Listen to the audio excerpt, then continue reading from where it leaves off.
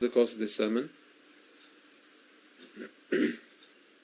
we be able to understand the teaching of all Buddhas, the Four Noble Truths. May we be able to embark on the path to our liberation. May we be able to break free from the four hells once and for all by achieving the noble state of Sotapanna.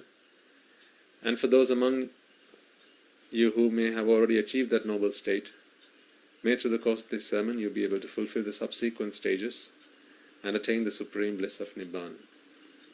With that resolve in mind, I invite you all to prepare yourselves to listen to this sermon.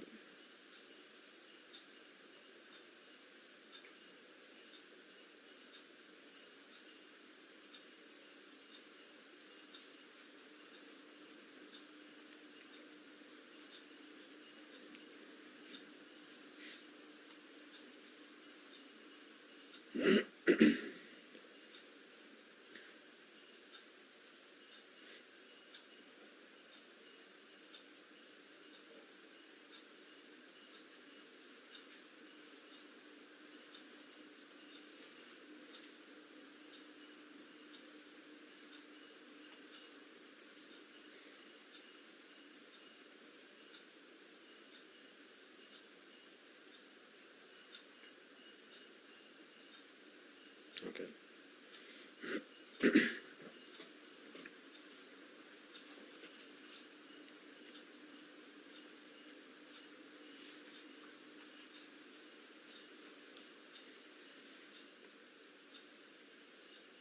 You know that in all our sermons, one of the first things we do,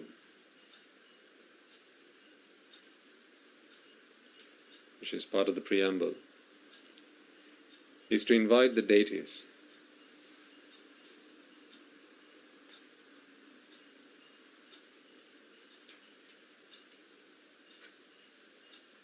As well as other sentient beings who may be invisible to the naked eye, but we know from our understanding of the Dhamma still do exist.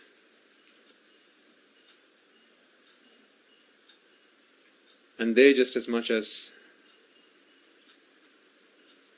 all of us, you, are beings who are looking for a chance to break free.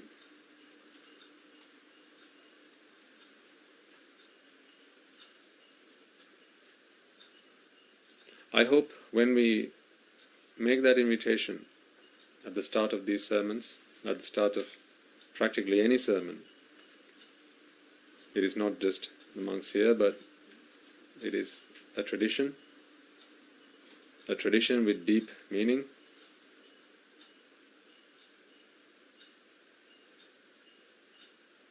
and with a great significance.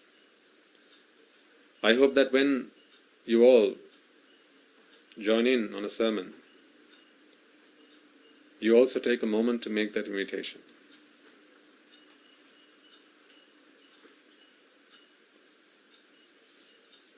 I agree that some among you will be those who are superstitious, as well as those who may be skeptics, those who may question the presence of such beings.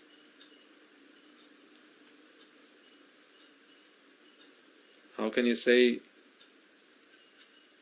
these deities, these gods, these demigods, these semi-gods, all these beings, how can you say they exist when I've never seen one? This is all superstition. It's all made up stuff. Some of you may feel that way. Others may have some belief in them.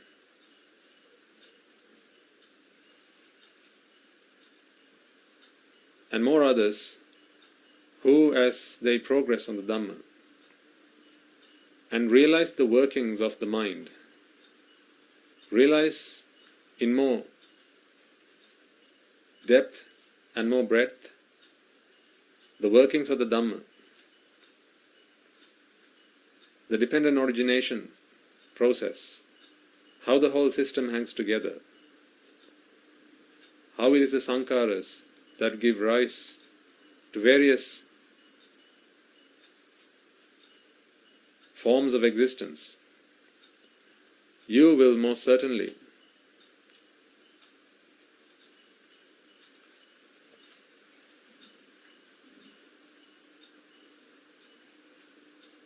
realize with conviction that they certainly do exist.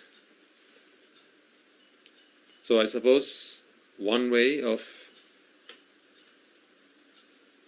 checking your understanding of the Dhamma as you go forwards on this path is perhaps, now this is not a complete test as such, this is not the only way that one can check oneself, but I would like to propose that as you work your way through the Dhamma, as you begin to realize the workings of the mind, as you begin to realize how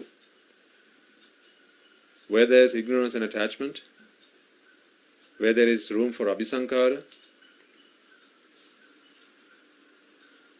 how the forms that come into existence take the shape of those abhisankaras, the more you begin to realize this, the more you will begin to accept the possible existence of such beings. Now I am possibly the best example for this.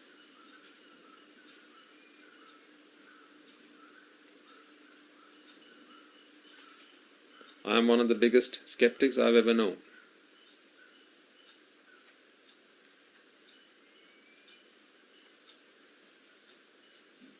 I refuted all claims of the existence of such beings in my early years, as I had taken refuge in science and technology, with little regard for anything that may exist, with little regard for those who have gone forth, those who have understood the ways of the world, have seen the world in ways that I was never able to, with little regard for them and what they had to say. I was very quick to dismiss any claims of their existence.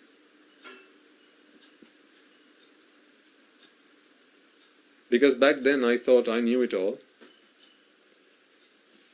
and back then I thought those who speak of the existence of such beings are those who are ignorant, are the fools. Why would you say something exists when you can't see it with your own two eyes? As I have progressed on the Dhamma, on the path of the Dhamma, and have begun to understand how all this fits together, how, for instance, there isn't even a personal identity here within this mind and body, and simply a process that keeps running endlessly, with a flow in the process that keeps spawning suffering. The more I begin to understand this, the more my horizons begin to broaden, and the more I begin to realize how wrong I was.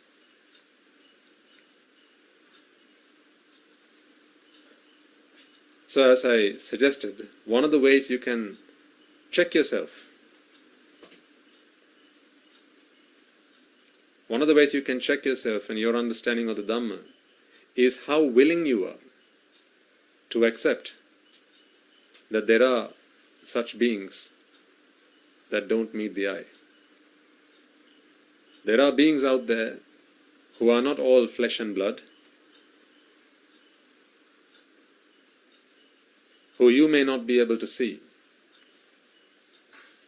in the various realms of existence.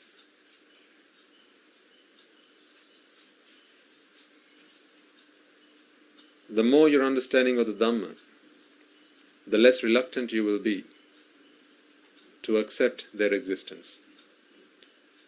Because a lot of the time we get such questions, both types of questions. Do they really exist? As much as, how do I check how much I have understood the Dhamma?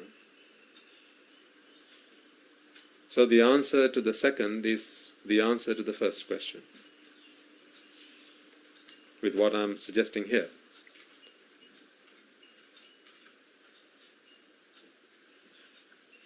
Now don't take this as the one and only way of checking your understanding. It is certainly not.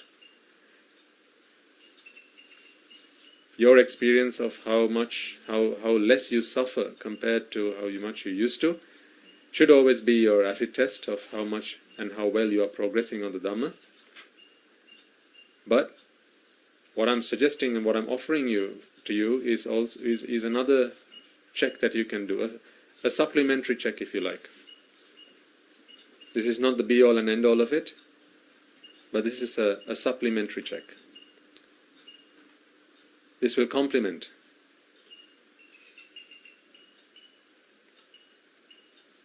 You can use this as a way to test how much you have understanding, how much of an understanding you have on the process,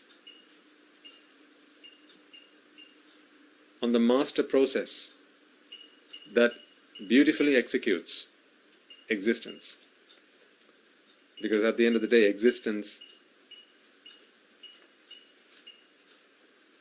is a process that has been crafted most skillfully, with perfection. Well, except for one flaw.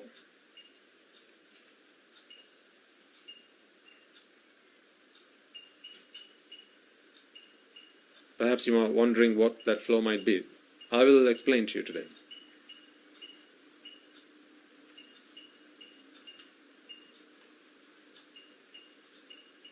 Listen on and you will learn.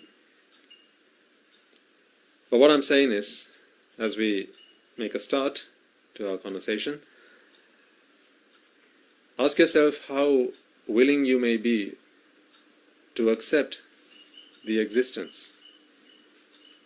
Even if you don't accept, at least to not reject the idea entirely that such beings may exist. I can say this for myself because I, for one, was someone who categorically rejected. No ifs, no buts. It is not possible that they exist. Was my stance a while ago. A long while ago now. But I certainly was in that camp. I completely rejected the idea. And even when I used to attend a sermon and I would hear the Swami says, make that invitation, I would sometimes jest about it. And I'd think to myself, why are they wasting their time? Why are they wasting my time? What a worthless, useless thing to be doing. Every day they invite them, but no one comes. So what's the point? Besides, you keep inviting and no one's coming, so why bother? These are some of the thoughts that I had in my mind when I was perfectly blinded by ignorance. But as I say, folks, as we make progress in the Dhamma, those ideas, those opinions which we hold on to so strongly and fight to prove is right so fiercely, they start to fall by the wayside as you begin to realize what a fool you have been, how ignorant you have been. So that's one way to check.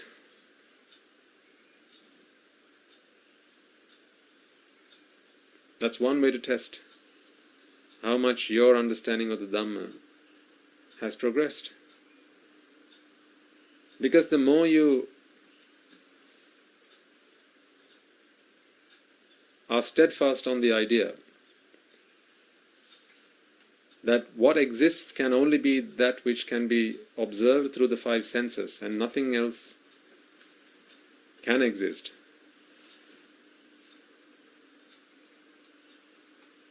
the more you hold on to that idea, the less you have understood the Dhamma, the workings of the Dhamma. I can't think of an Arahant who completely rejects the idea of the existence of Devas. In fact, leave alone an Arahant, I can't think of a Sotapanna who completely and entirely rejects the idea of Devas, Brahmas, demons, spirits, and the like. I feel it's impossible to both be a Sotapanna and to completely reject the idea that these beings who are invisible to the eye exist. Personally, I feel that's impossible. In fact, that's one of the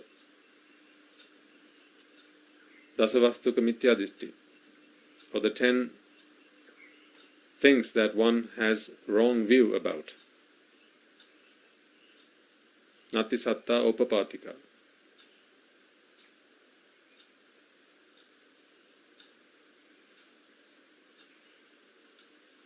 Beings who arise spontaneously do not exist.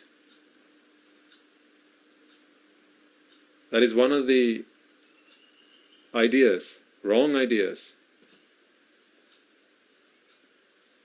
that are shed by one who moves forward from worldly wrong view, or from worldly wrong view to worldly right view, which is Laukika Mityaditti to Laukika Sammaditthi. And that is, it is upon that point they move from Laukika Sammaditthi to Lokottara Sammaditthi. So that's what I say, I find it just doesn't make sense how someone can understand that the whole thing hangs together through a process of dependent origination. Ignorance and attachment are the roots of all forms of existence, and all things created take the shape of abhisankara. How someone can accept that and not accept, or rather completely reject, the existence of devas and brahmas and spirits and demons, the two things cannot happen together. They are mutually exclusive. So if you accept one, then you have to accept the other.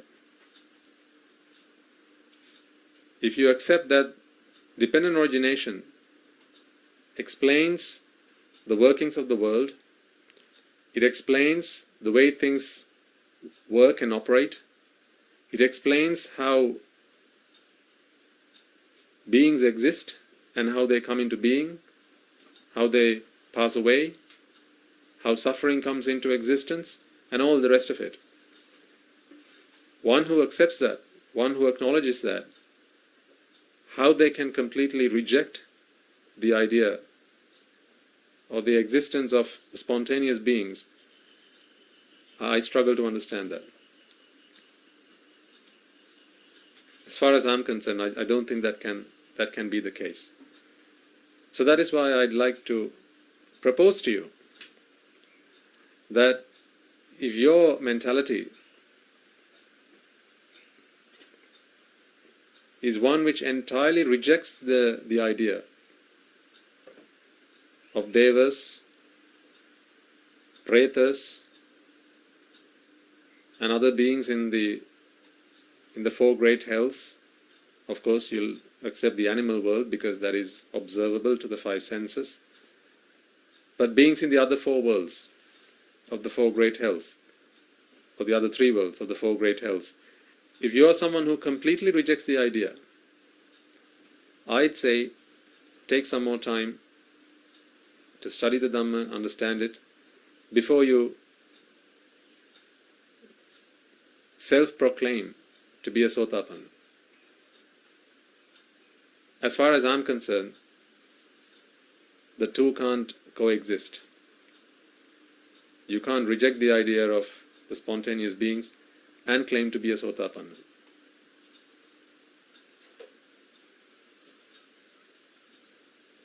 I say this because through the Dhamma, it becomes evident that the existence of such beings is plausible. It is perfectly possible that such beings may exist. And for that you don't need empirical evidence. You don't need to see beams of light or shooting stars or UFOs or anything of the like to believe that those beings exist. I used to be so foolish to ask those teachers who taught me that such beings exist. Well, if they do, then show me. Where are they? I used to be so foolish to ask that question, and the truth of the matter is, when I did ask that question once or twice, the answer I got back is, one day you shall realize. And how true they were. They didn't say one day you shall see. They said one day you shall realize.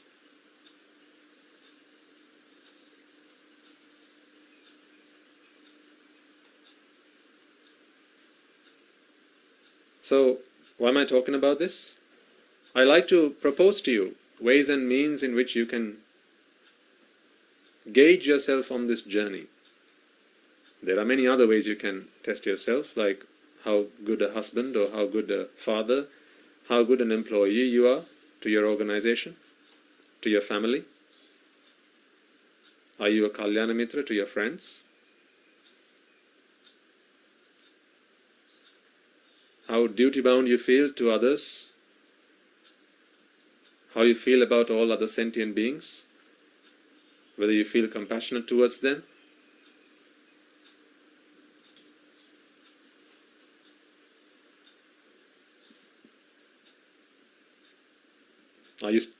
Have you started to shed the Vasala Gati? These are, of course, ways that you can test yourself, and we have spoken this on many an occasion. In fact, those are the ways we always ask you to check yourself.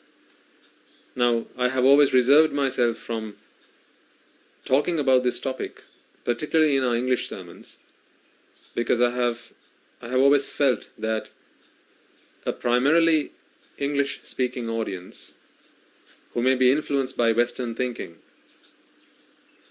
the likes of myself included, and if you are anything like me, will at first completely reject the existence of anything that doesn't meet the eye. That's just the way we are. We then begin to listen to the Dhamma. We first begin to understand the world around us. And the more you understand the Dhamma, the world around us, the world around you starts to reduce in size. Your focal length reduces. You start dropping that old telescope and start picking up the microscope, and you start becoming more of an introvert in this context, more than an extrovert. And you start to look at yourself. And the more you understand yourself, the more you understand how the Dhamma works. And then there comes a point in your realization whereby you begin to understand, actually, there is no self here at all.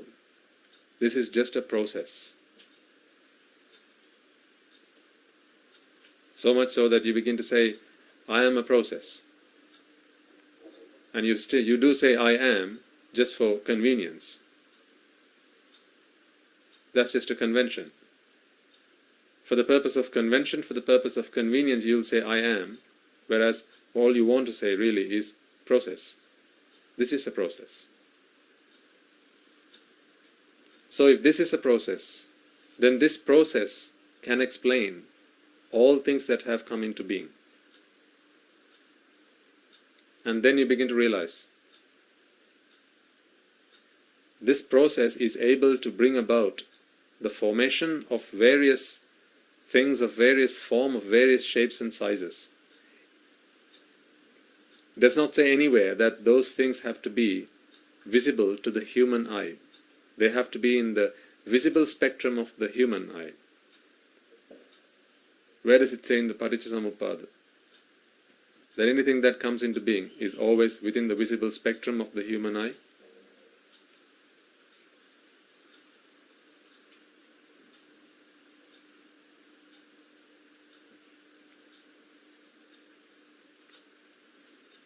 Some of you will understand what it is I'm saying. Others may struggle. Others may see a glimpse of hope in what I'm saying. A glimpse of actually what Swaminatha says is possibly agreeable, but others may even completely reject what I'm saying right now. And for those of you, what I have to say is, wait, and one day you shall realize.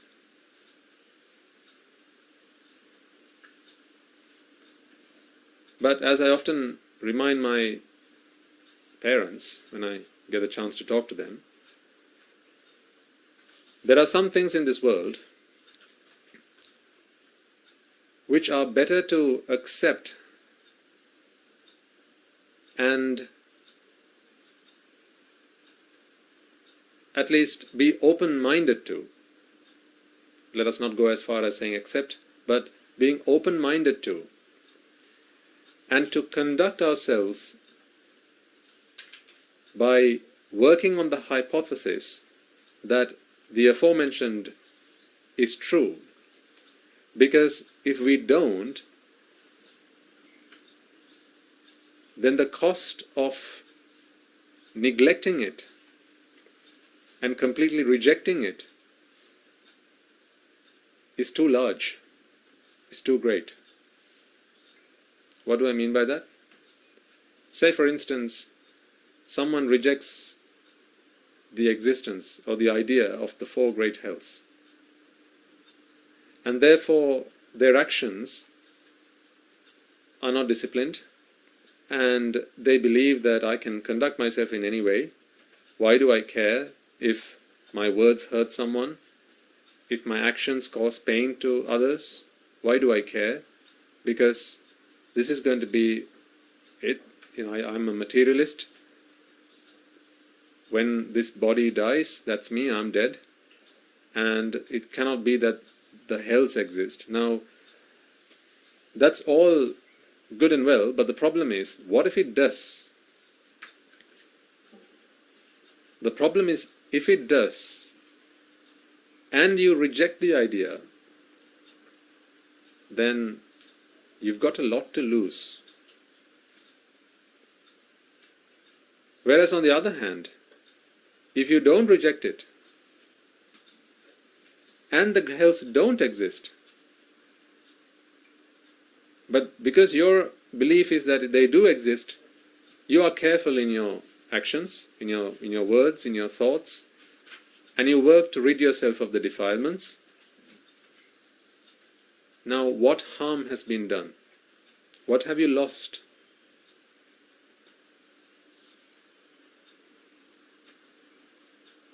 Whether the hells exist or not, right? Whenever you engage in something that is unmeritorious, how do you feel on the inside?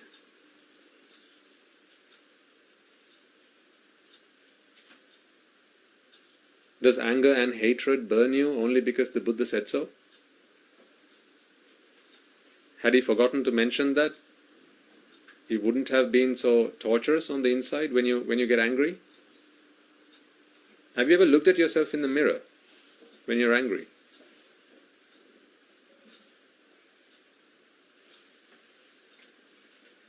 It's one thing you can do. When you're angry, if you can come to your senses, try taking a walk in front of the mirror and have a look in there. See what you look like. What you see in the mirror. The mirror, mirror on the wall will say a lot about you. Mirror, mirror on the wall, who's the angriest of them all?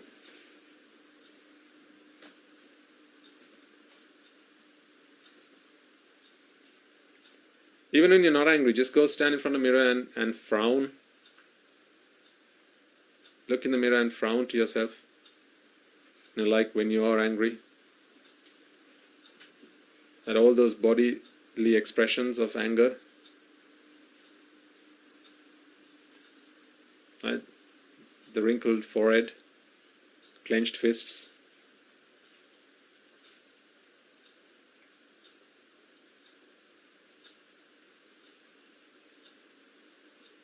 Look at yourself in the mirror. Do you like what you see? Is that one of your best looks? So if that's what's happening on the outside when you're angry, imagine what's happening on the inside.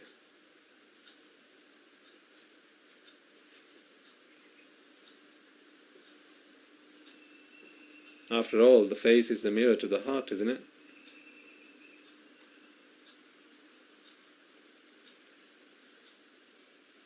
If the thoughts that pass through your mind can do that to your physical appearance, imagine what it does to itself on the inside.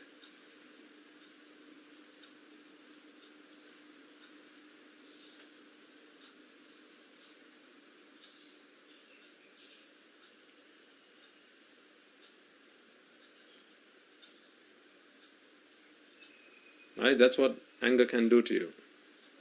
That's what anger does to you. So, do you necessarily need to believe in the after effects of anger? In the fact that that can lead to birth in the hells? You've got the results then and there. You can see what it does to you then and there. It burns you on the inside.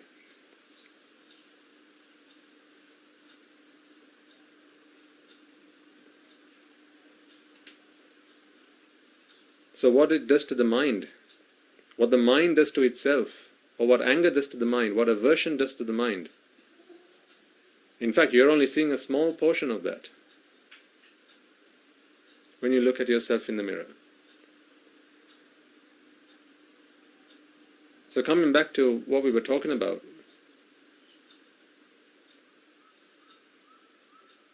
the existence of the hells, the existence of the heavens, both realms which are invisible to the naked eye, you will be more willing to accept, more willing to acknowledge.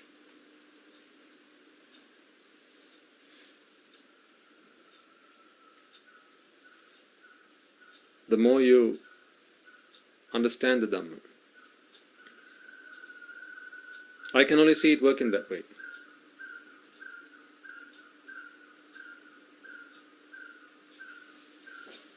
As I said, I can't think of a Sotapanna who completely rejects the idea of hells and heavens.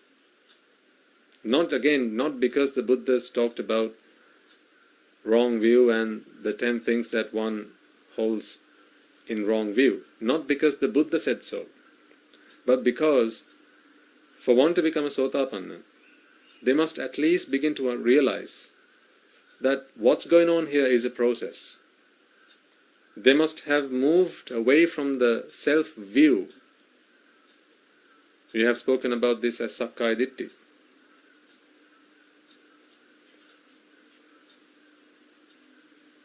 That what's in operation here is a process rather than a self.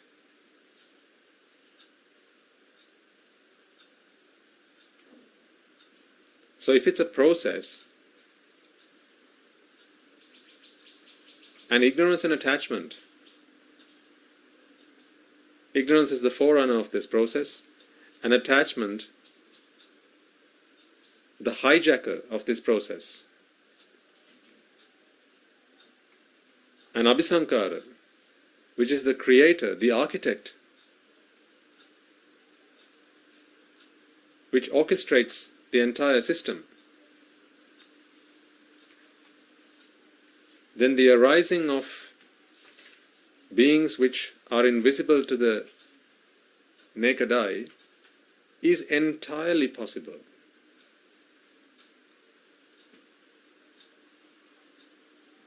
You see, the problem is, people who reject the idea is that they look at it from the tail end of the process. So there's a production line, and you're sat at the end of the production line.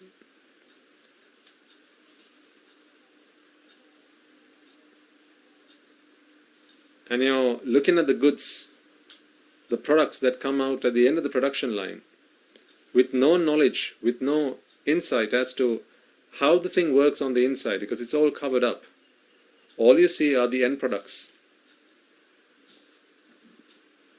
If that is all that is visible to you, then really the only things you'll see are the goods that come to you on the conveyor belt. But there will be those, along the length of the conveyor belt, there will be those products which will be rerouted to other areas, and that you don't see because you're at one end of the production line. Whereas if you trace your steps back along the production line, you will come across the other diversions, the other detours. And if you walk all the way back to its source, and you realize that this is simply a process, there's no one doing anything here. There are some raw materials going in, and some products coming from the outside, coming out on the outside. And you look at the process right from the start of it, right from where the whole thing begins. Then you begin to realize anything's possible.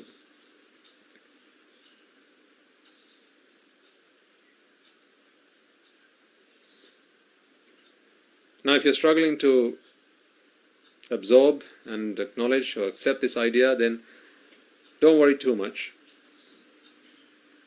I have always tried to focus our sermons on that which you can accept through logic and reasoning, and I assure you, what I have spoken about just now is also acceptable through logic and reasoning, but it depends on where you are on your ability to logic and reason, and where you are on your understanding of the Dhamma. So if you're still struggling to accept the idea, it may be that perhaps as we start the sermon and we do the invitation to the gods, perhaps that's a moment when you remain silent. There may be the odd person that remains silent because they don't believe in that stuff. I use the word stuff because there's another word and it's too offensive, so I'm not going to use that. I don't believe in that, you know the word.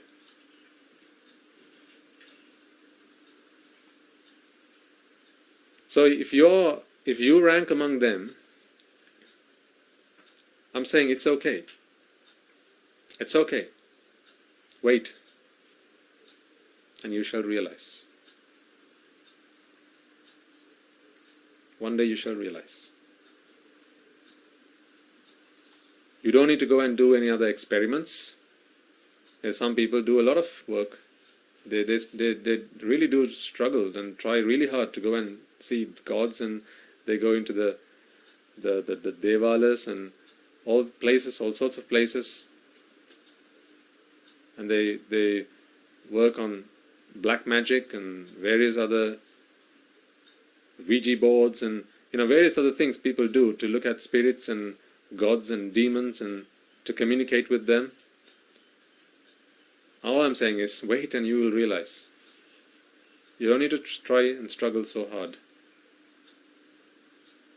One day when you begin to understand the workings of the Dhamma, as I'm trying to explain to you here, you will begin to realize that anything is possible. In fact, you'll begin to realize that all sorts of new species can be born in future. Because if it is the abhisankara that gives form, that gives birth to various forms, then all sorts of new species can be born in future. It is said that a very small number of species have yet been found by scientists. One reason that I feel this is true is that all sorts of species continue to come into existence. New species continue to come into existence. Now this is only my take on this, so don't ask where in the Tripitaka this is said. This is my take on it. Because of sankharas, all sorts of new beings, new species come into existence. So therefore, no matter how much you discover a new species, more species continue to come into existence, more species continue to be born. And scientists will say that some species have become extinct. The only thing that can actually become extinct is the mind of an arahant as it enters into parinibbana. The way I understand the word extinction, that is the only context in which you can talk about extinction.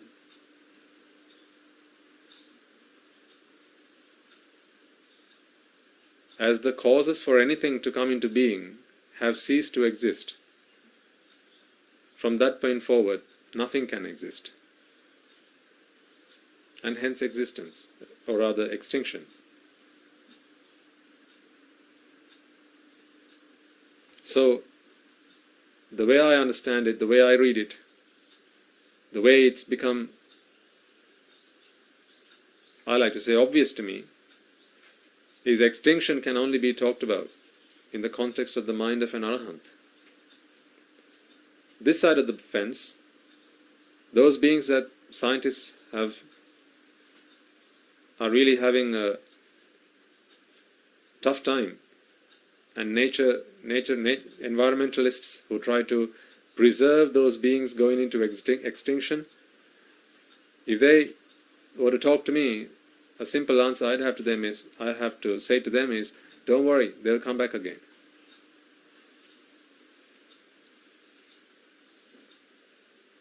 Because think about it. An animal dies, and then we understand that there are beings who exist but unseen to the human eye. So let us call them the Gandhabas for now. Any beings with flesh and bones, a body with flesh and bones and blood, will take the shape of a Gandhabba. How can they go into extinction unless an animal has somehow become an arahant? The body has passed away, the body has died, has been destroyed, but the mind has moved on and taken the shape of a Gandhabba again. The environment doesn't exist in the human world for such a body to be recreated, and therefore we don't see those creatures among us today. That is what scientists refer to as extinction. But if you ask me, none of those species have really gone into extinction.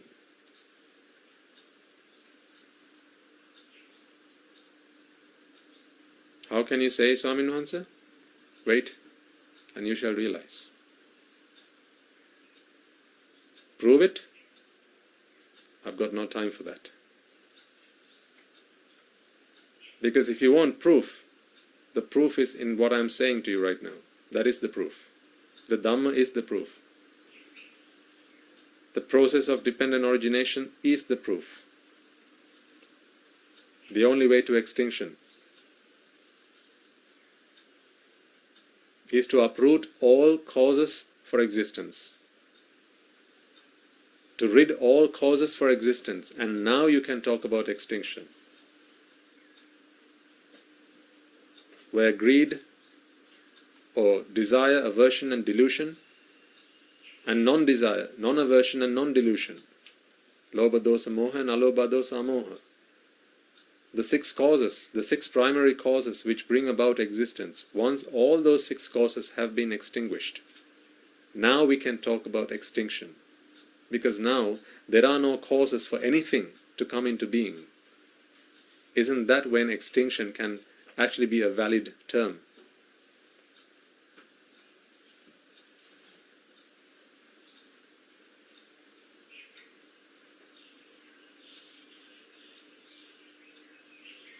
I read somewhere the other day, if I remember it right, as many as 2 or so species become extinct every single day.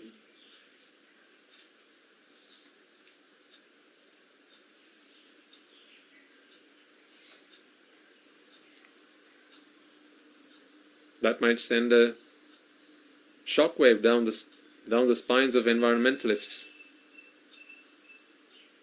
and biologists. But what I have to suggest is, don't fear. Of course, continue to work on the environment and making sure that, it's a green earth and all the rest of it. Don't have to stop with that. What I'm saying is, once the environment is ready for them to reappear, they will reappear because they haven't really gone into extinction. So again, my point here is, now it may be you reject all these ideas, and perhaps you don't even like to call yourself a skeptic. Wait and you shall realize.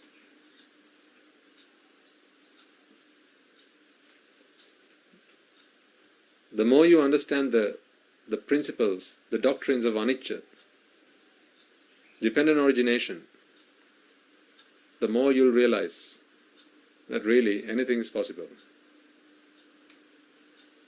Because there's no doer, so there's no one to control the process. There's no one to rectify any flaws in the process. There's no one to pull the handbrake on the process. Oh no, not that way, the other way. There's no one to do that. There is no overseer of the process. It's just a process.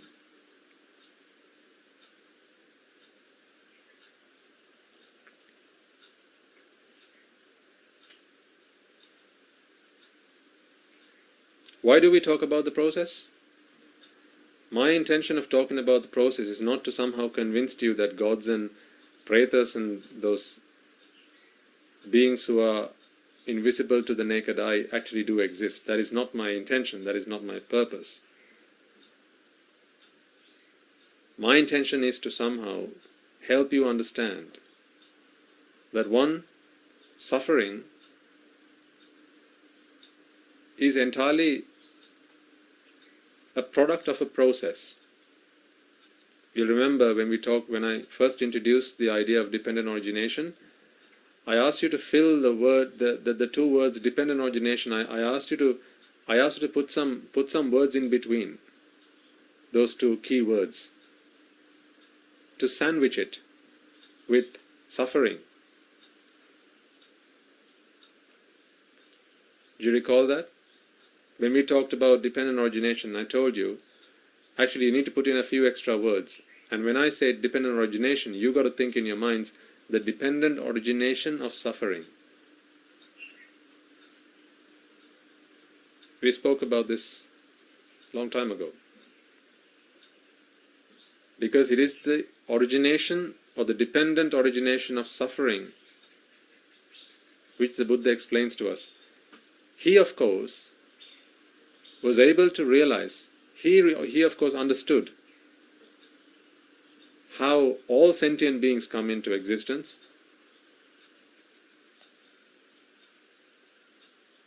because his understanding knows no bounds. His understanding is perfect.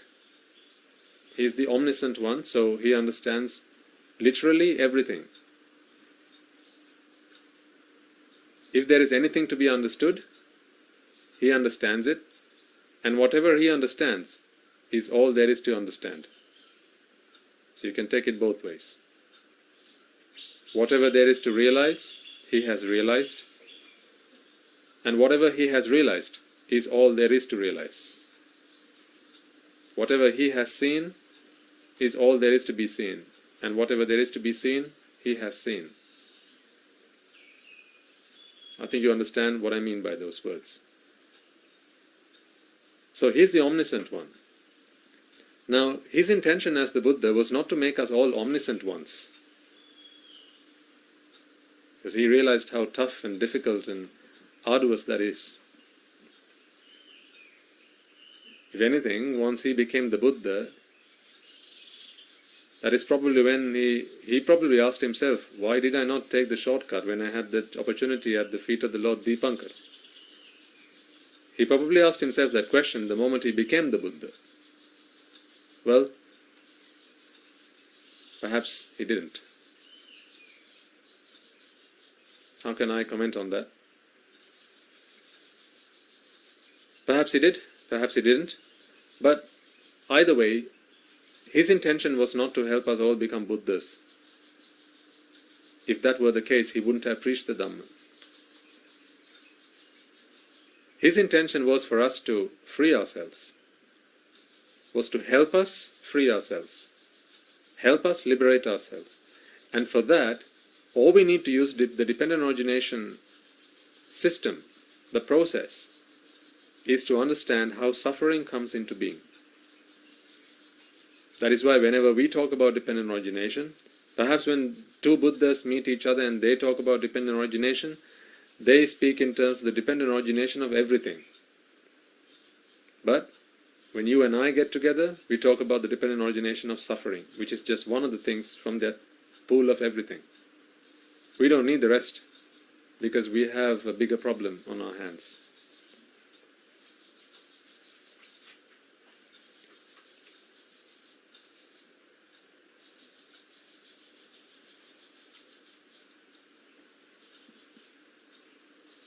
The dependent origination of suffering.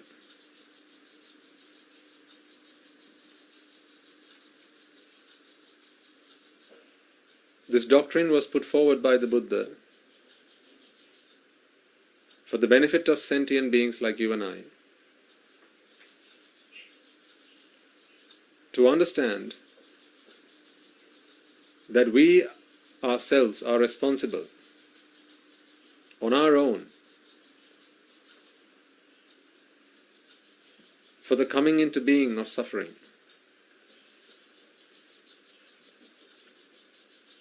Suffering is causal. The causation of suffering, the mind has to be responsible for, and no one else. It is based in ignorance, and its cause is attachment. Based in ignorance and caused by attachment, suffering comes into being. That is the teaching of the Buddhas.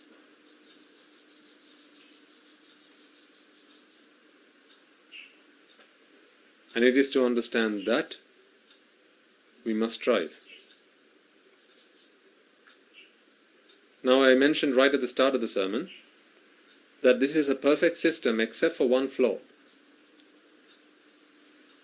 So whoever the system architect was,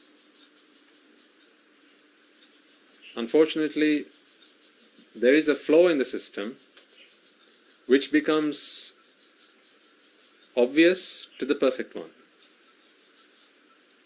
And the moment that becomes obvious to you, to oneself, then you become the perfect one, particularly if it's without help and assistance from others. But the moment the flow becomes obvious to you, and then you escape, then you become an enlightened one. In fact, you have heard the word enlightenment even before you came across the Dhamma. Right? Enlightenment, if you look it up in the dictionary, it will have one of its meanings will have some base in Buddhism. But generally speaking, enlightenment will refer to becoming aware, becoming knowledgeable about something. That is what enlightenment is. As people say, enlighten me on this. That is what they don't mean is, make me an arahant. That's not what they mean when they say that. And you will have often used that word when you talk about various things. You're giving a business presentation, and you say, today I'm going to enlighten you on this new product that we'd like to offer to our customers. Right? That's not the Noble Eightfold Path you're talking about. So you use the word enlighten in terms of making someone aware. Now, there's a real significance with that term. This is why I'm trying to show you something here. Really, enlightenment is becoming enlightened to the fact, or becoming aware of the fact, that there is a loophole in this almost perfect system. So what is the flow in this system? You'll be surprised to hear that it is something you have heard us mention many countless times.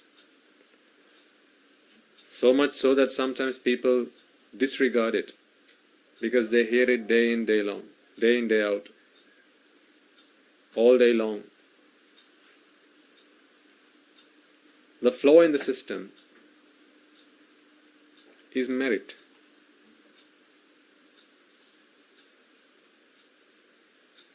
Particularly merit when it moves towards altruism,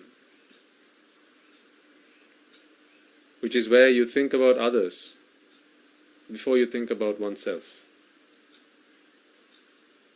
So that's what is meant by altruism. Others before oneself. That is the flow in the system. How is that so? Let me explain. See, this perfect system, or this almost perfect system, has been designed by whom? That's the wrong question to be asking. It's a system. No one designed it. It's there. How can that be? I know that's what your mind's grappling with right now. The reason for that is you believe that you exist. You believe that you are the one who's doing all these things. And we are always so accustomed with having a doer. Right? All our sentences have to be in the active tense. It's what we have become used to. Because we always feel that there has to be a doer, there has to be someone who's doing all these things. But you'll recall from our previous sermons, we talked about this at some length, right? This is a process. We'll talk about it again in future. Step by step we will make progress. So there's a system, there's a process. This is an almost perfect system. This is why when a perfect one comes along, they immediately spot the flaw with the system, because it's not a perfect system.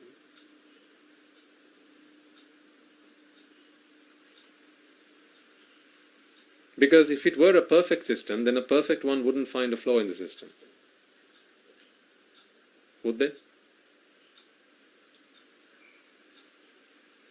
If someone's found a flaw in the system, then that cannot be a perfect system. It's like in science, someone proposes a theory, and then by experimentation, or a hypothesis, and by experimentation you prove the hypothesis, and eventually it becomes a theory, but it only remains a theory until someone comes along and disproves the theory. And to do that you only need how many examples?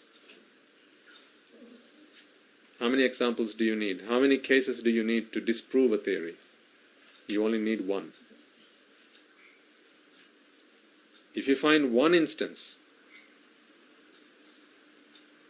by which you can prove that the theory does not stand the test, then you have disproved the theory. And now you have opened up an avenue for scientists to continue their experimentation and to come up with new theories and new ways of thinking. Right? So that is the way the science world works, and long may it continue to do so. Keeps people in jobs. Good. So, coming back to what point of discussion is, this system of how all things hang together, the system of how the entire universe operates, and by when I say the word universe, all these words have various connotations. Now that is one of the problems I have when I'm doing these sermons.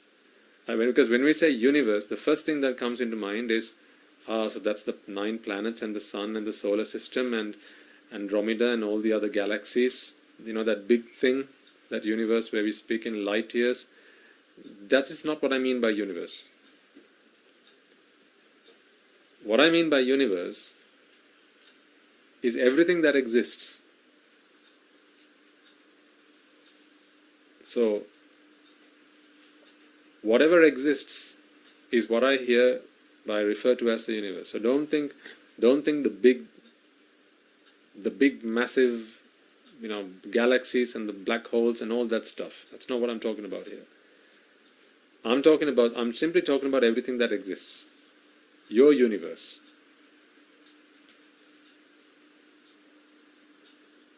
Okay?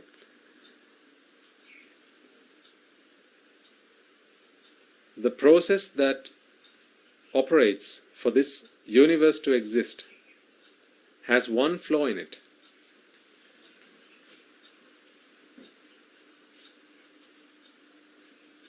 Has one imperfection in it. And that flaw makes this process an imperfect process. So there's one link which is brittle. Tap on it and it breaks.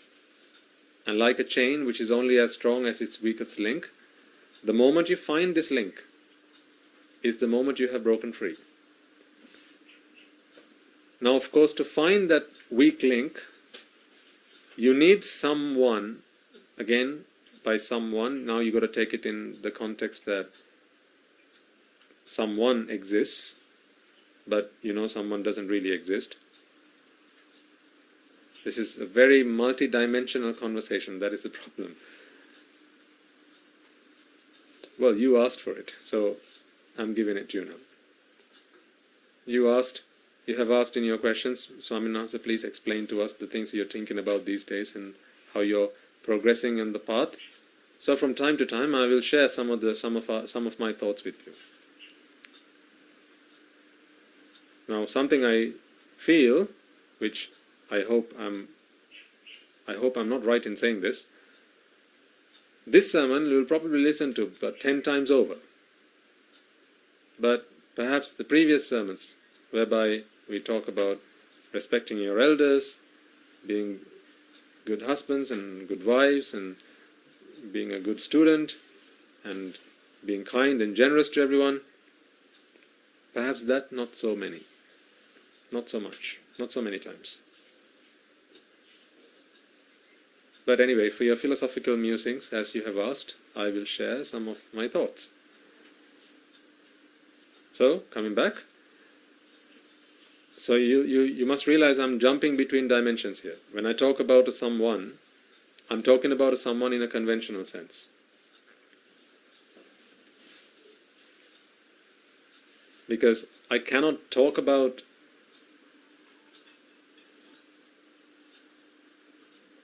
something that you don't know by using words that you also don't know. Right? That makes sense, right? It's like if a tortoise was to explain land to a fish, what is the point of using words like trees and mountains? The fish wouldn't understand.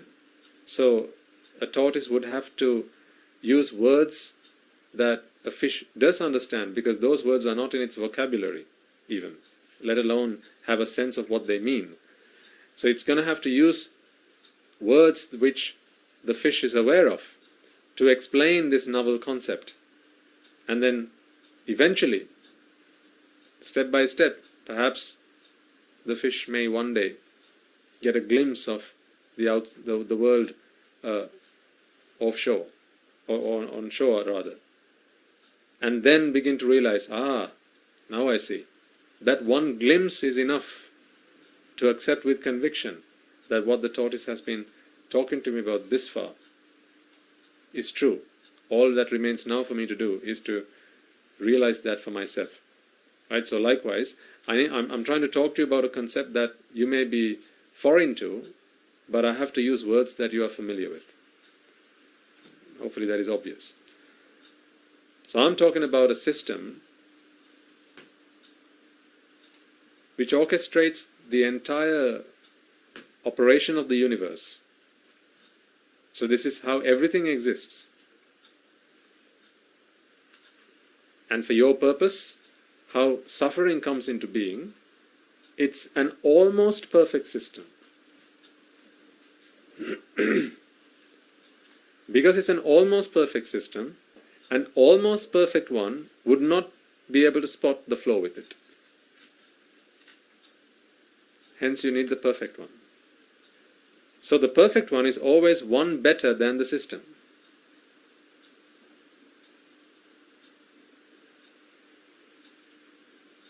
Does that make sense? The perfect one is always one better than the system.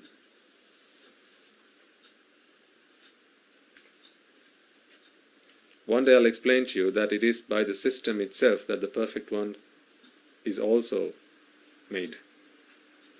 But we'll leave that for later. It is for the balance of the system. It's for equilibrium. Because without a Buddha, this whole system would go into imbalance. But too many Buddhas, and again the system would go into imbalance. We are talking about a system that exists forever. It has existed forever. And it will exist forever. So there is something that exists forever. Come back. Put your ground back on the feet. Rather, put your feet back on the ground. And, right? So reel yourself back in. Reel yourself back in. Let's not go there. Right? One step at a time. Suffering exists. And the system that brings suffering into existence exists. There is no someone that exists. Never did, never, not today, and never will. But a system exists. And in this system, there is a flaw, and that flaw is altruism. Merit done with altruism in mind, which is to think of others before one thinks of oneself, or put others beyond oneself. This is why I have been talking to you about this all along. Always do more for others than you do for yourself. Put others first. Always let others have the opportunity. Put yourself second. Give others the chance.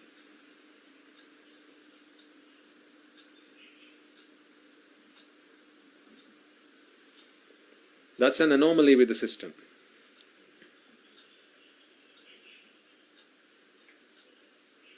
For those who may be familiar with computer programming, that's an unhandled error, exception. It has not been coded how that error, if one hits that error, how it is to be. And that is what a Bodhisattva did. I think about how the Bodhisattva became a Buddha, for instance. right? In each and every one of the Jataka stories, he always sacrificed himself, didn't he?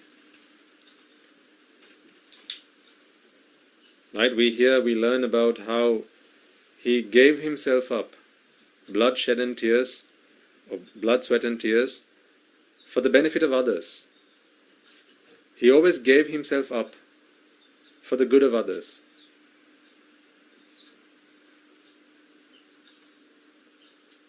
He sacrificed himself. Anything and everything that he had, whenever he realized that someone else needs it more than he does, he always gave up. He gave them up. We remember from the Sasadhatake how it is told that he was born a rabbit, and there was a Sakkadeva who took the form of a hermit. And on one occasion they wanted to make an offering. These animals, which included this rabbit who was the Bodhisattva on that occasion. Now I know the skeptics among you are thinking, what is he talking about? A rabbit making a sacrifice. Again, wait and you shall realize. So what did the rabbit do? To make an offering to this hermit, the rabbit jumped into the fire and offered itself. May you use this meat to sate your hunger, even if it means that I have to sacrifice myself. I will give myself up for you. So that's a flaw in the system. The more you execute that code, that line of code, the more you follow that line of thinking, the sooner you find the exit out of this system. Now the opposite is also true. The more you focus your words, thoughts and actions, your conduct around yourself, the more you will remain a lifelong citizen of this system. That is how the system has been designed. That is why ignorance and mainly attachment keeps you bound to the system. Have you watched the movie Hunger Games? I remember it came out a few years before I ordained, so I still remember the story. How some young children, so teenagers, are put into this dome-like structure, and they are, so it's a game really, so they have to live in this creation.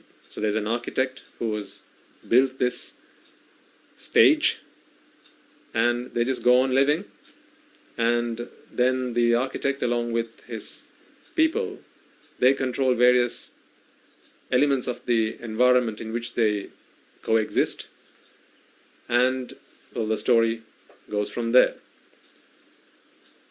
Much like that, folks, sometimes I feel these people, the directors who come up with these stories, it's incredible how they can come up with some beautiful analogies. Perhaps they have no understanding of the Dhamma, but now that we see things through the Dhamma, there's a story behind all of these things, and many of those films I used to watch have a real resemblance. They can really be used to relate somewhat in the Dhamma. So in that film, you'll recall that was the story. Right? Some children put into, or some young adults put into a dome-like structure, but they don't know that they are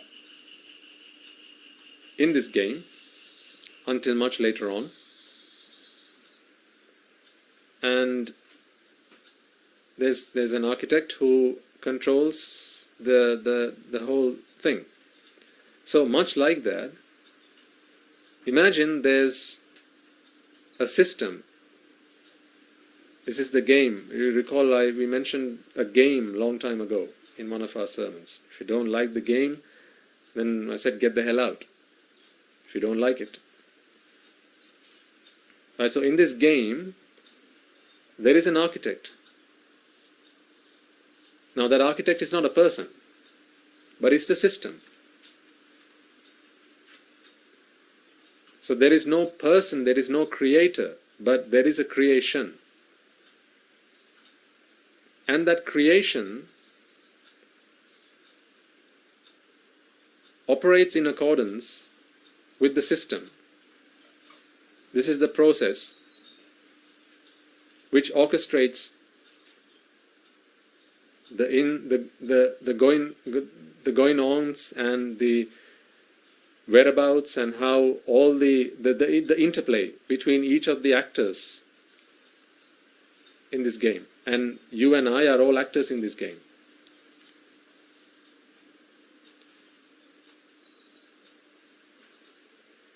Survival, or the instinct for survival, has been placed into each of these players. Now, if you've watched that movie, you can try and connect some of the dots, and you'll be able to see the resemblance here.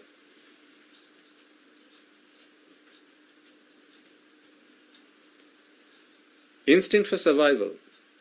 Once you put the instinct for survival into the minds of these beings, okay, now they will fight for their survival at any cost. And that instinct for survival is rooted in attachment. Because attachment, after all, is a strong need, a strong force that operates on the inside to protect oneself from everything else.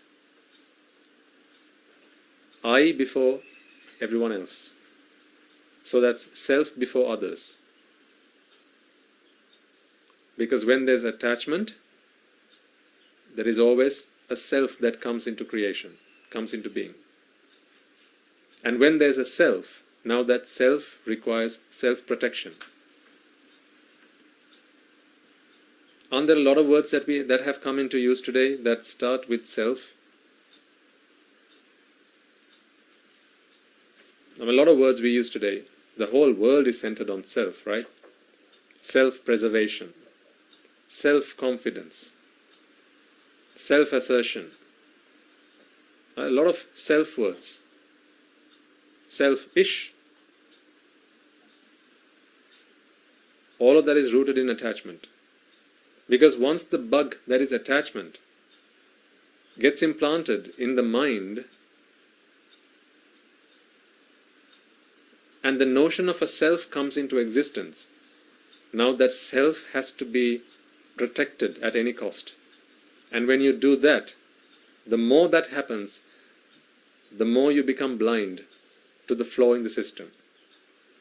One can't be selfish and altruistic at the same time. They are poles apart. In fact, they are the absolute opposites of each other. Whereas altruism is to think of others before you think of oneself, selfishness is to think about oneself, either before others or not to think about others at all, and just to think about oneself. The more one becomes selfish, the more one becomes self-centered, the more this system works flawlessly. I really want you to be able to imagine this. And for those of you who will have watched that film, it'll probably be easier. Imagine when those children were put into that dome, they were planted with some, and what they actually do in that story, if I remember right, is they forget who they are. Their memories have been erased. I know what you'll be doing this weekend. Anyway, so their memories have been erased, and they don't know who they are. But fortunately, they all have an instinct to protect themselves. And with that instinct, so what do I mean by an instinct?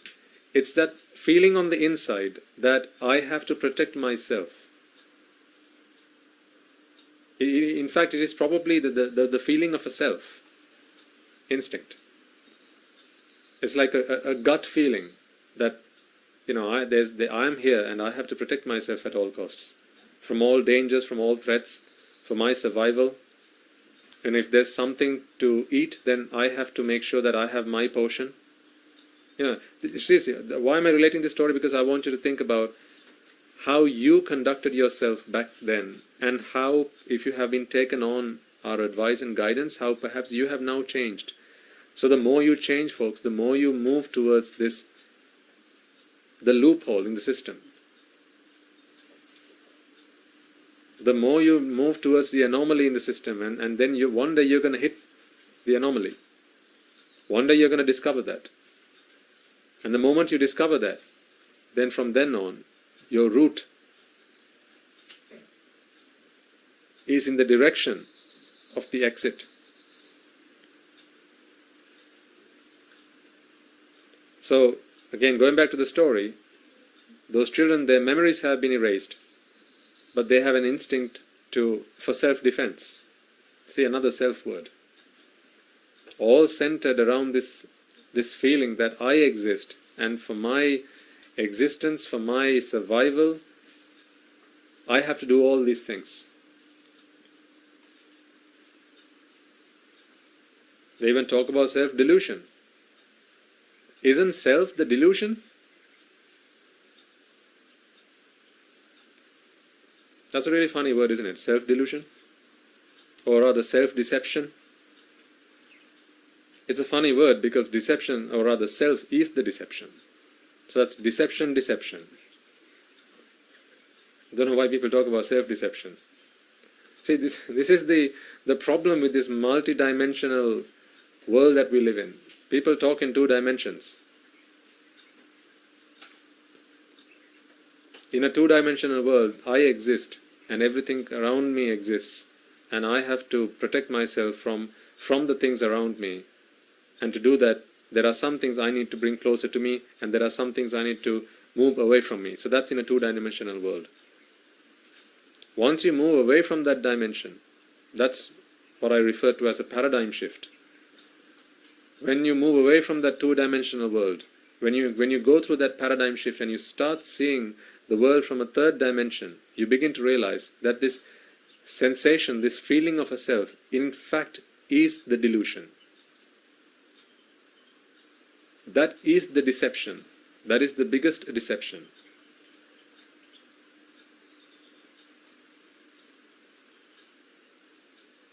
One who is deceived says, I don't like to be deceived. Can you see the irony in that?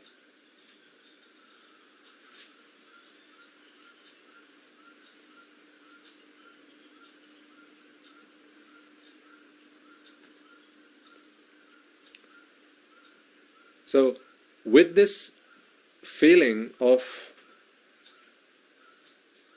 with this instinct to preserve oneself, one fights for one's survival. And the more one does that, the more they are actually playing the role that they are supposed to be playing in that game.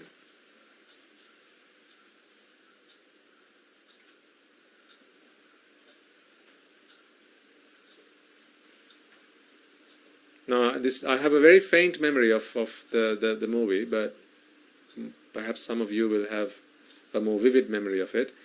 If I remember right, in that story, there's a girl who actually wants to save her and everyone else from this deception.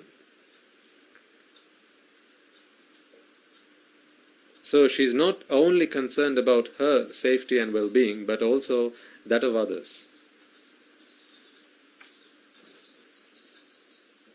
She, of course, must care about herself because she's also in the system, because unless you help someone else out, but at the same time, again, if I remember right, she becomes the biggest headache for the architect.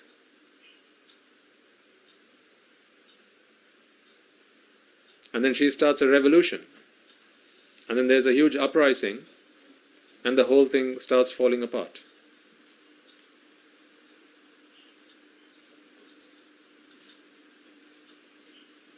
I have a very vague memory of how I think she shoots an arrow up into the sky and it hits one of the cells in the dome.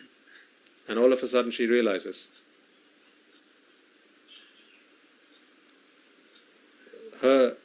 she had a faint idea. She had a guess, and that she went on a hunch, and that was confirmed when the arrow hit what she thought she was shooting at the sky, but in fact it went and hit one of the cells of the dome, and then the light went off, and then that cell went dark, and that's when the realization occurred.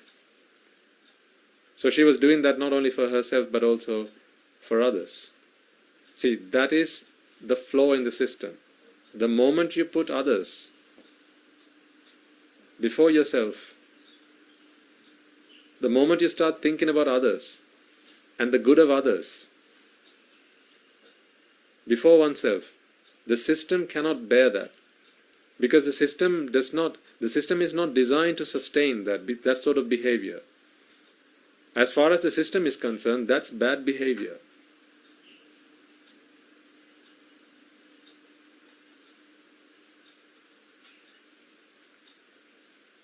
The long and the short of the story is, you have no idea how much merit is the only answer to your salvation. Particularly merit whereby you put others ahead of you. So that's the moral of the story. Always put others ahead of you. Put others before you.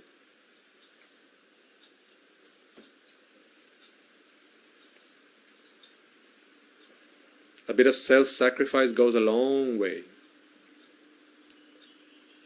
And the more you work towards self-preservation, the more you work towards protecting yourself and your needs and your wants, the more you will be a lifelong member of this game.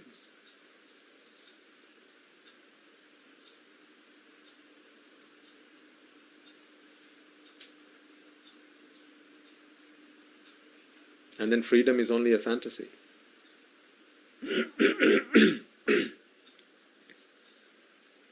Excuse me.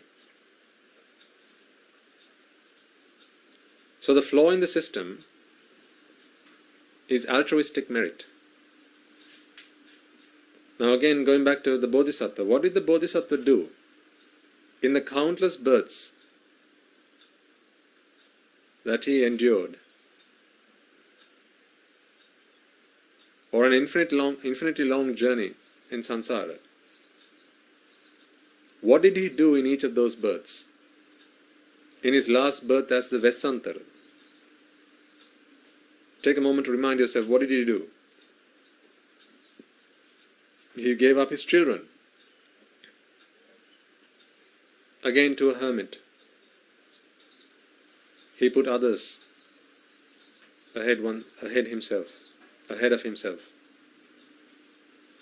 Ultimately, he gave up his spouse. He gave up everything. He was a king. He gave up his kingdom.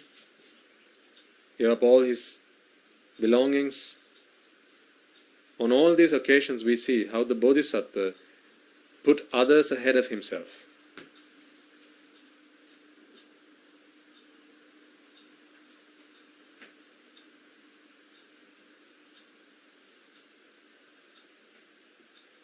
The system has not been coded to handle that kind of behavior.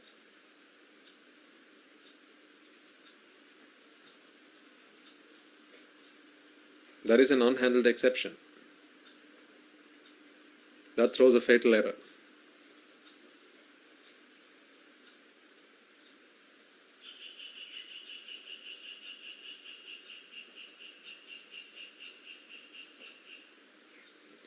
Because when you put others ahead of oneself, folks, what happens is, this self diminishes. It begins to reduce in size. Now I'm speaking metaphorically. It begins to reduce in size. So if self were a ball, the more you put others ahead of yourself, it reduces in size, gets smaller.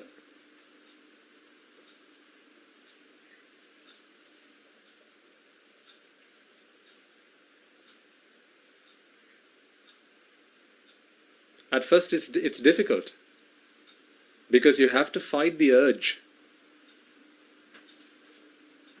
Now, if most of what today's sermon is sounds gibberish, that's fine. Don't worry about it. Take away the moral of the story.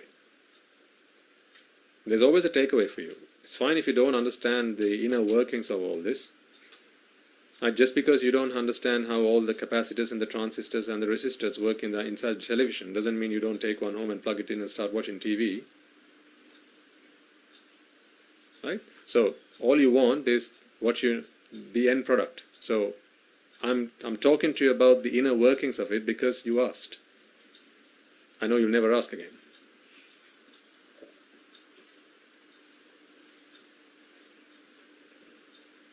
What I'm trying to explain to you is, for those of you who can follow what I'm trying to explain to you here, is why I have been talking to you about the difficult stuff. Remember the difficult stuff? The stuff that Arahants are made of. The kind of behaviors that Dasahandra has been talking to you about. Those role models. The kind of stuff that they're made of. That strength of character, that vigor, that determination, that resolve to always put others ahead of oneself, that self-sacrifice for the good of others, that willingness to do anything if it serves others.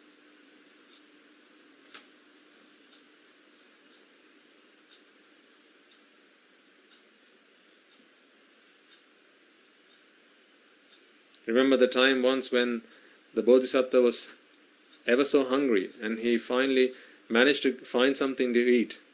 And having consumed that, he realized there was an animal alongside.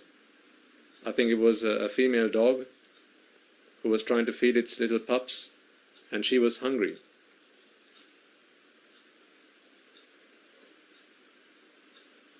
So she couldn't feed her little pups. And what did the Bodhisattva do? Induced vomit. So he went hungry and offered that as food to the poor animal. Again, what did he do on that occasion? Others before oneself. I find I can be hungry, but I can't stand you being hungry. What a beautiful way to live.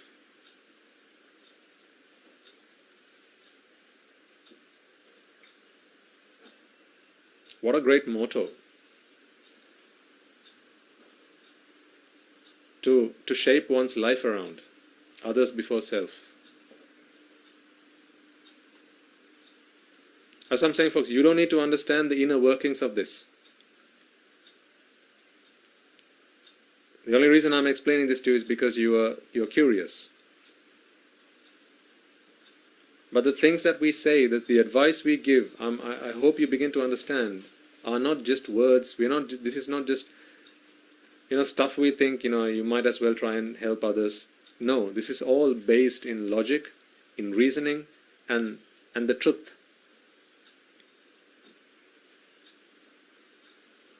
Have that as your life's motto, others before self. Make your purpose of existence the benefit of others. I exist to serve others.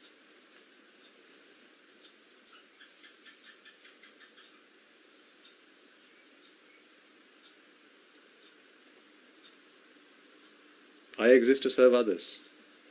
Make that your motto.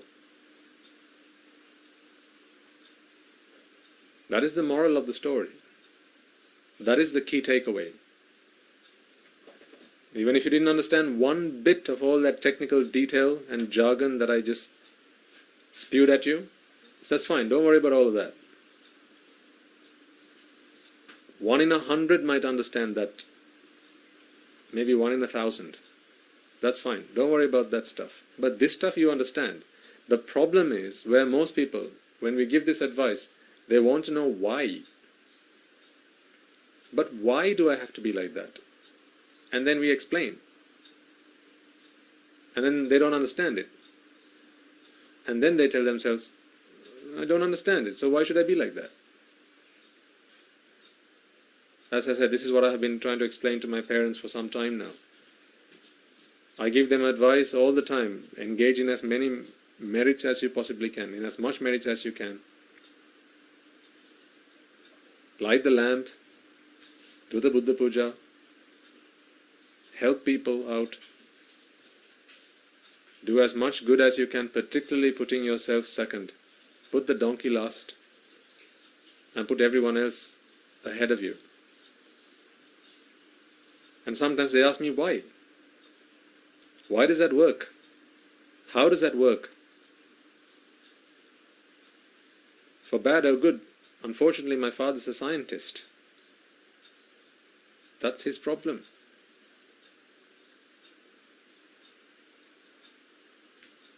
Used to be my problem.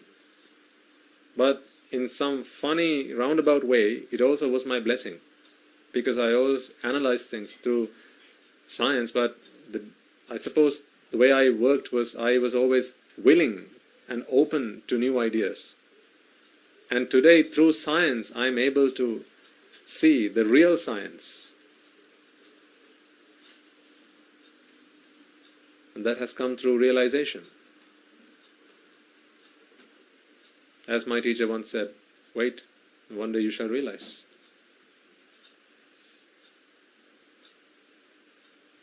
So true, those words.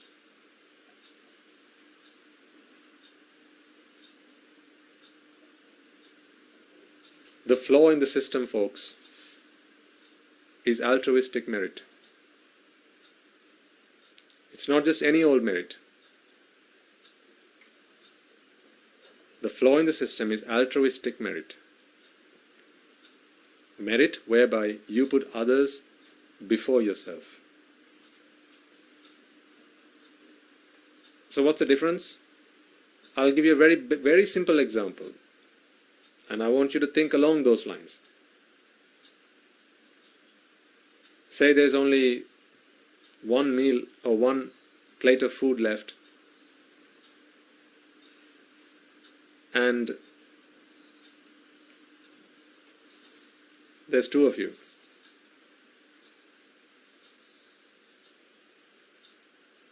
Merit may be to go half and half. I'll take half, here's the other half, you can have the other half. That's merit. Yes, that is merit. That merit is programmed into the system. That merit keeps you in the system. That merit gives you birth as in the Sugati worlds, as a human, as a Deva. But what is altruistic merit? You offer the entire plate to the other person. Here you go. And when you do that, you don't say, I'm hungry, but here you go. That's not altruistic merit. That's probably worse than merit.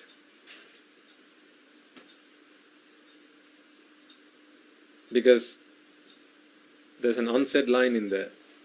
Although I'm offering this to you, I'm really expecting you to return it to me.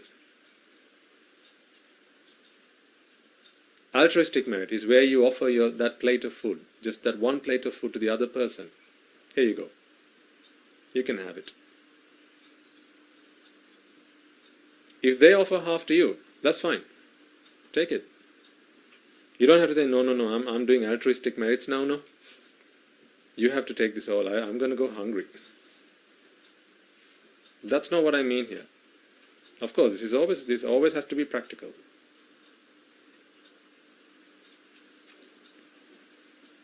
Right, we are very much people grounded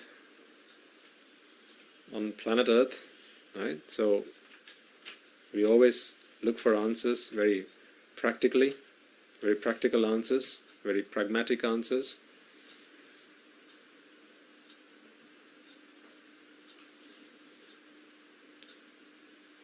See how many merits you can think of, which perhaps if you just fine-tuned it just a little bit more, you can make it a little bit more altruistic than it currently is. Going half and half, I say, is merit, but that keeps you in the system. To break out of the system, you have to be one better than that.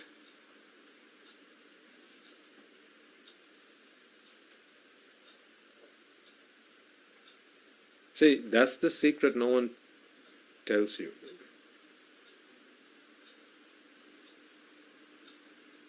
Do you not recall, in school and growing up, you learned, if you go into the classroom and you have a friend who comes along and they don't have a pencil or not a pen, I suppose a pencil to write with, what we learned was break your pencil in half and give one half to your friend and you use the other half.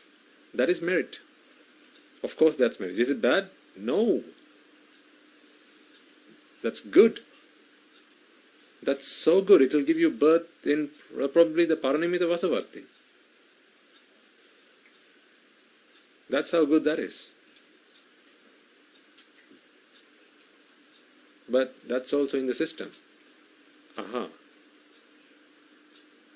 The 31 realms of existence are all nicely, neatly packed into the system. If you want to go beyond the 31 realms of existence, from existence to extinction, now then, you don't break the pencil in half, because then what you have offered him is a broken pencil. You give him the pencil. He may decide to break it in half and give you half. That's for him to decide. But you have given not a little, not some, you have given all. You've given it all.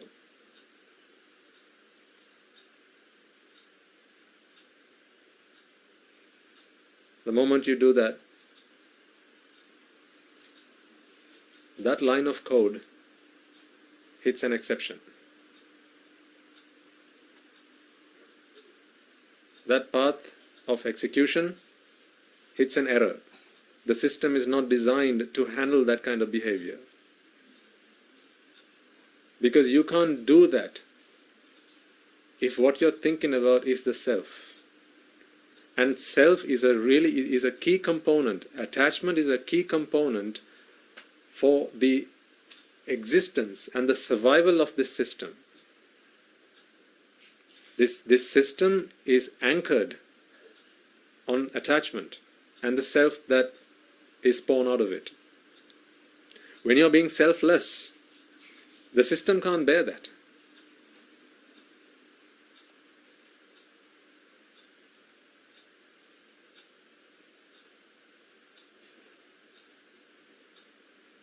That is why they say the path of Nibbana starts with dana or charity. Nibbana starts with charity. It starts with giving. Because when you give, what you give is a part of yourself. When you give, the whole system begins to shatter. The self, existence of the self, and altruistic giving cannot both exist at the same time. It's like 1 and 0 can't exist at the same time. It's got to be 1 or 0. So the more you give altruistically, the less of yourself you keep.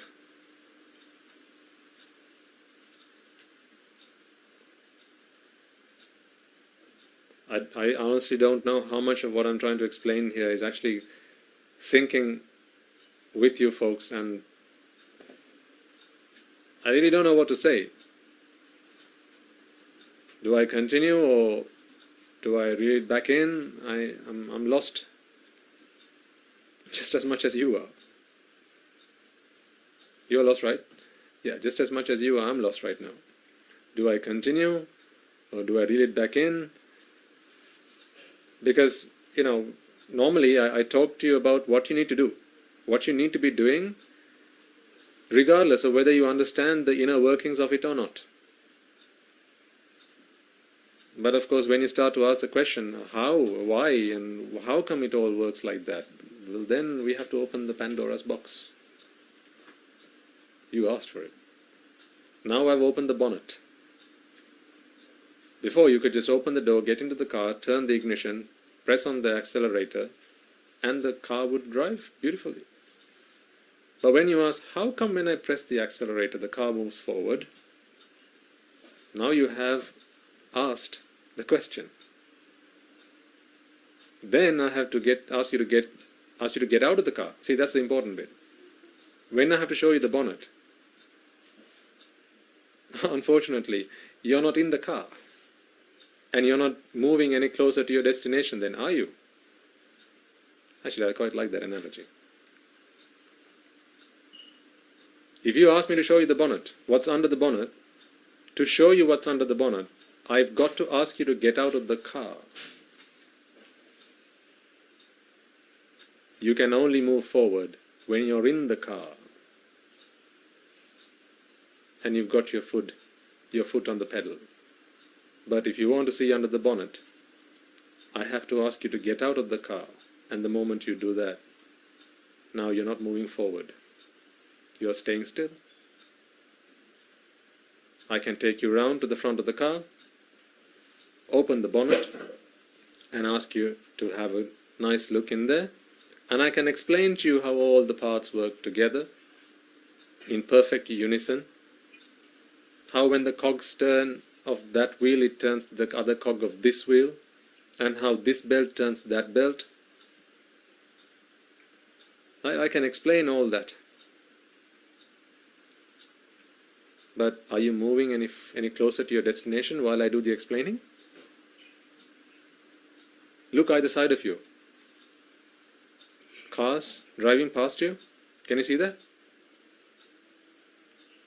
What do you think they're doing right now? Looking under the bonnet or driving their car?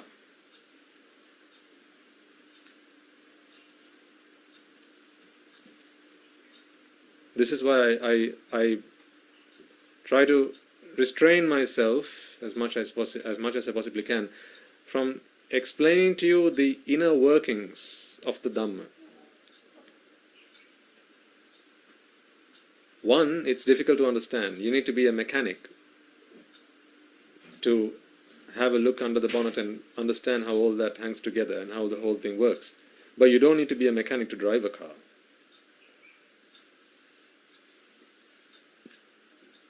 Hell, you don't even need a driver's license.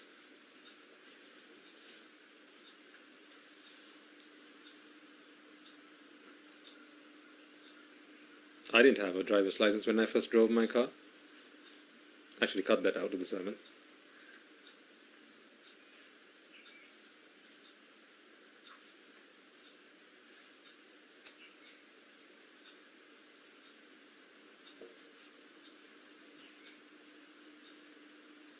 But that's the way it works.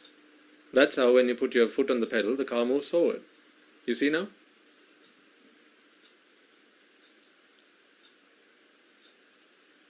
So the moral of the story is just put your foot on the pedal and the car will move forward.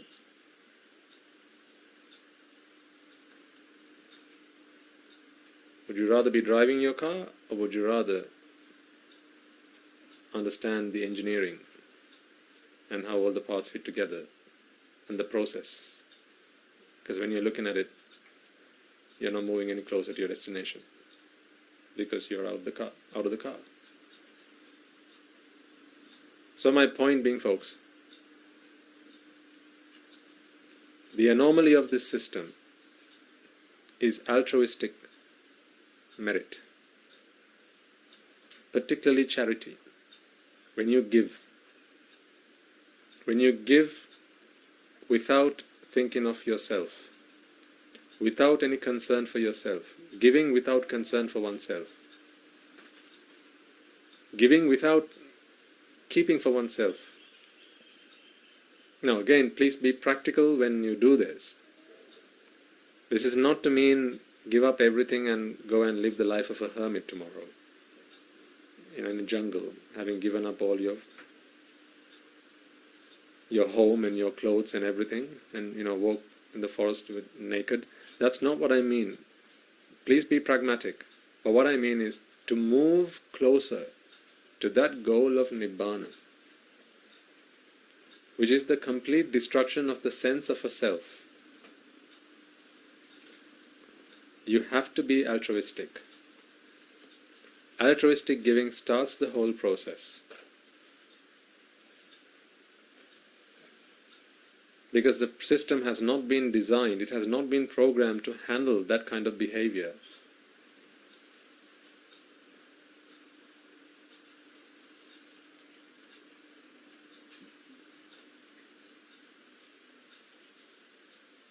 Think about the Suvisiguna, the 24 great qualities. As I have mentioned in a sermon long time ago, I remember, we started to talk about them in some detail. The first of the 24, Anuttaram Punya Kettam, Lokassa.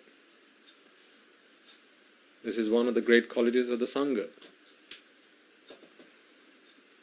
or a Sangha Guna, one of the virtues, one of the qualities of the Sangha.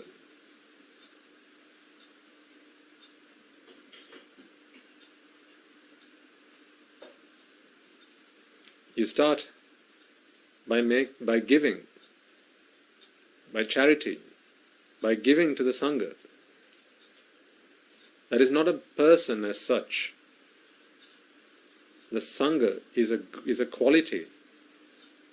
It's a virtue that men and women around the world, just like you and I, try to instill within ourselves.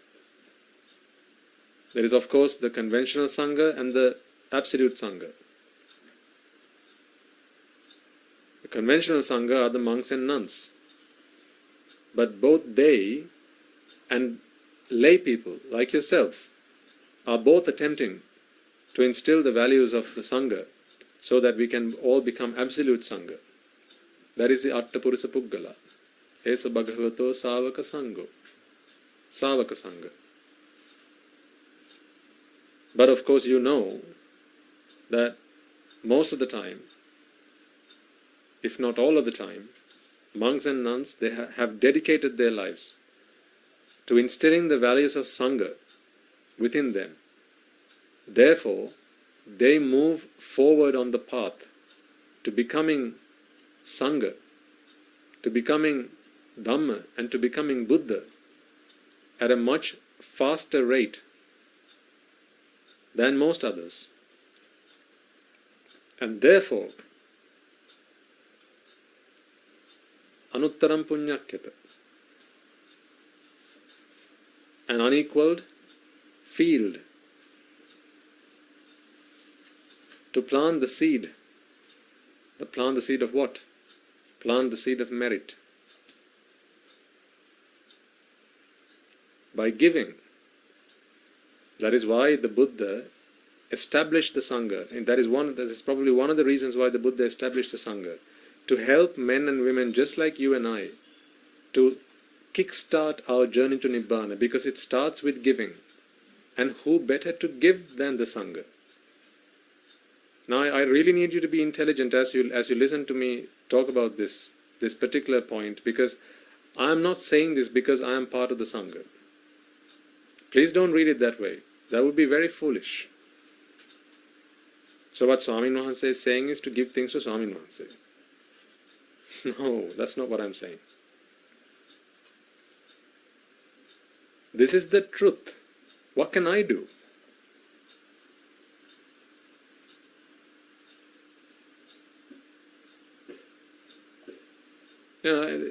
Imagine a king, right? He stands on a pedestal and he says, "My fellow men, from today onwards, I am your king." And a few fools somewhere in the audience says, "Oh, look at him, he says he's king." What can he do? He's the king. All he's saying is the truth. Yes, well, I am the king. What can I do? I am the king.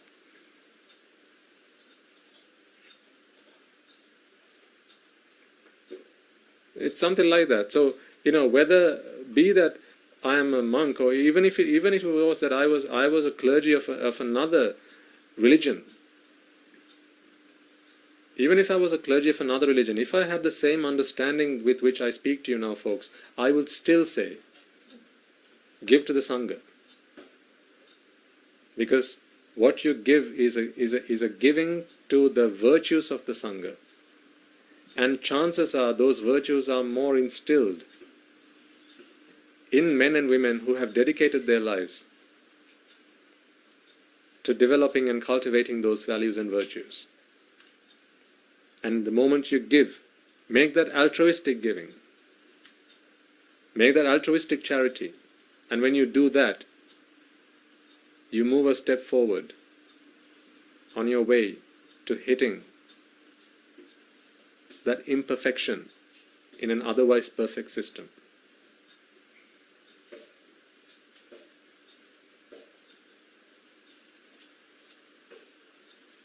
Because the power of the merits that you acquire,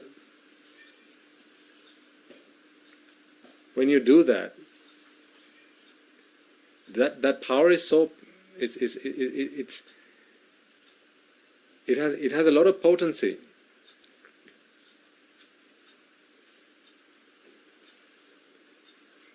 It is so powerful that it pushes you forward on that journey.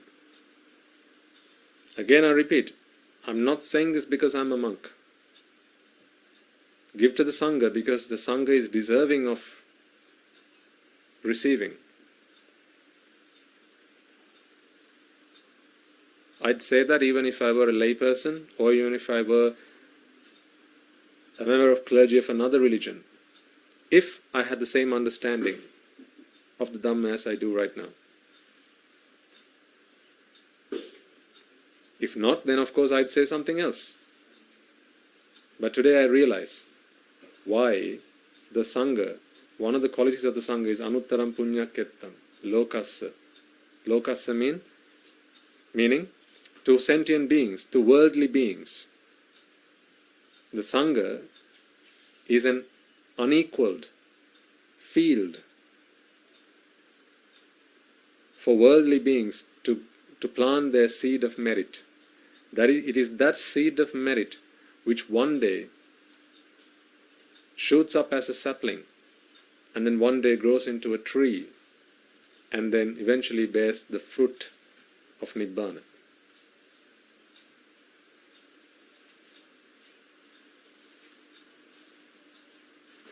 And as you do so, what is even more important is you become someone like that. See, that is the beauty of this.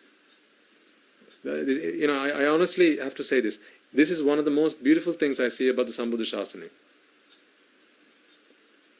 The meaning of these virtues, when you begin to study them, the more you understand them, the more you realize these are not just virtues that the Buddha explained to us and showed us so that we can make our venerations and show our respects to them, but also so that we could instill those virtues within ourselves. And then what does that make you eventually?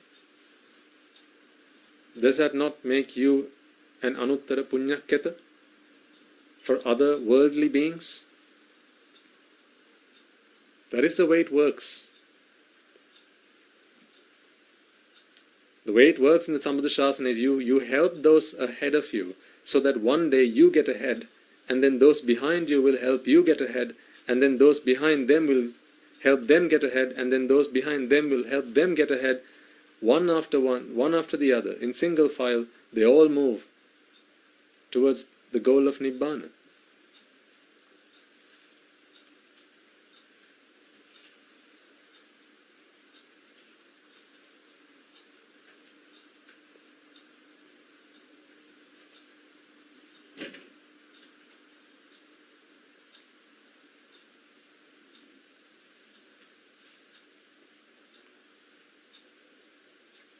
That is why giving, charity, is such an important thing to do.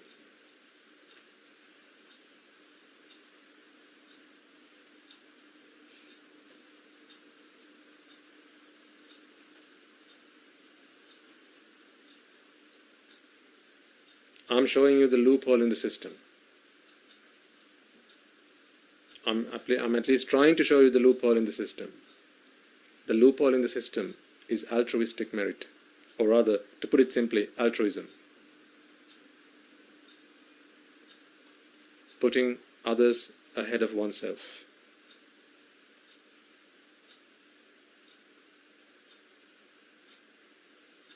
Make that your life's motto. Others before me.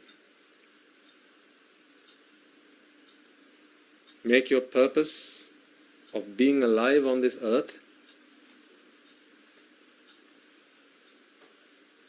the benefit of others, the betterment of others, the well-being of others, to help others. Make that your purpose of existence. It's a really, it's a feeling I can't explain in words. I have to say, folks, really, it's not a feeling I can explain in words. But when you go through these motions, when you go through those emotions, and when you feel yourself as simply an entity that exists for the benefit of others, it's a really, that's the problem. I'm struggling to find the words to explain that. It's such a beautiful feeling. I'm feeling this way more so than I used to.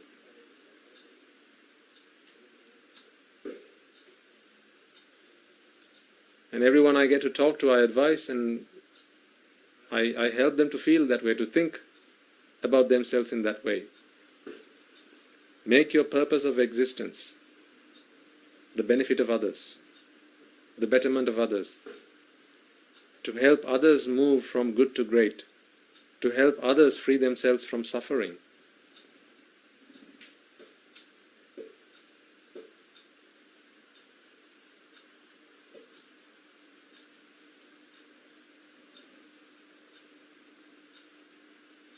And all the good things we have asked you to do previously, if you understand at least some of what I have tried to explain to you today, you will begin to realize the significance of that. Remember I said, when someone opens the door for you, it could be at the supermarket, thank them for it. They don't expect it from you, but thank them for it. To do that, you have to give up a part of yourself. Because it may be that it's an inconvenience, at least slightly, because you have to say something which you wouldn't otherwise. You have to exert an amount of energy for that. And it may be that everyone else who walked in before you said nothing. And they feel it is below them to speak in that way. To wish the doorman good morning before, and rather than just to nod to them to accept, to acknowledge their wish to you. People might feel that's just below me. Why should I say good morning? I'm the customer. Customer is king.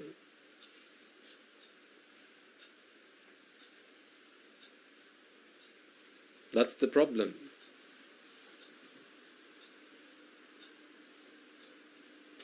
And have I not asked you to always thank others when they have done things for you, particularly when they don't expect it from you? Always thank them when you get an opportunity. It might be a simple phone call, it might be a letter, it might be a note, a thank you note. You're giving up a part of you every time you do that.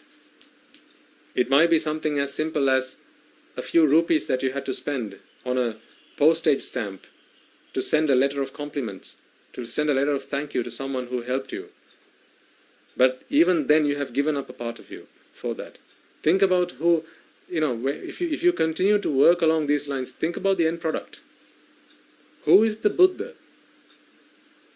Or rather, what is the Buddha? Isn't the Buddha an entity that exists for the benefit, 100%, for the benefit of other sentient beings? Did the Buddha exist one day for his own good? Did the Buddha inhale one breath for his own good? When he realizes perfectly that having to breathe is an adversity that he has to endure so that he can exist in his physical sense, so that he can have a physical presence to help those around him. Buddhas wouldn't even breathe if that didn't help others around them. Arahants, they wouldn't even breathe if it didn't help others around them. Countless Arahants,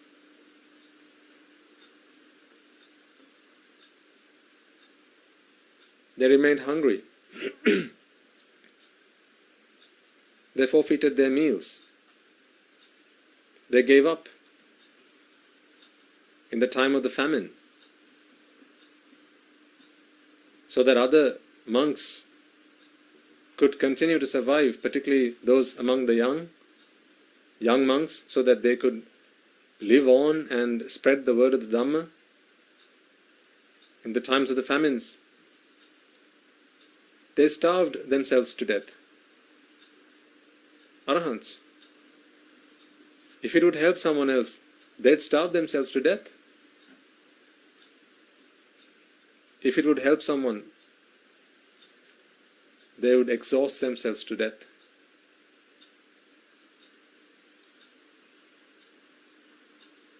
Because to them, death is nothing.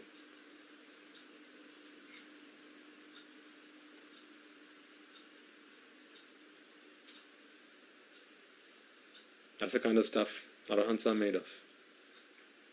And it all started with altruism. One day,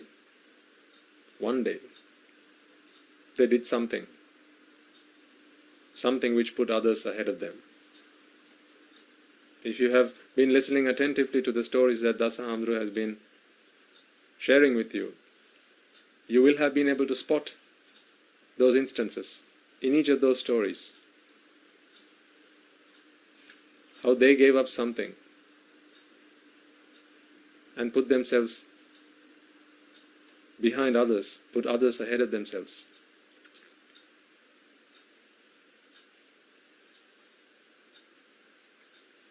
Do you remember Kisa Gautami? I'm just taking one example.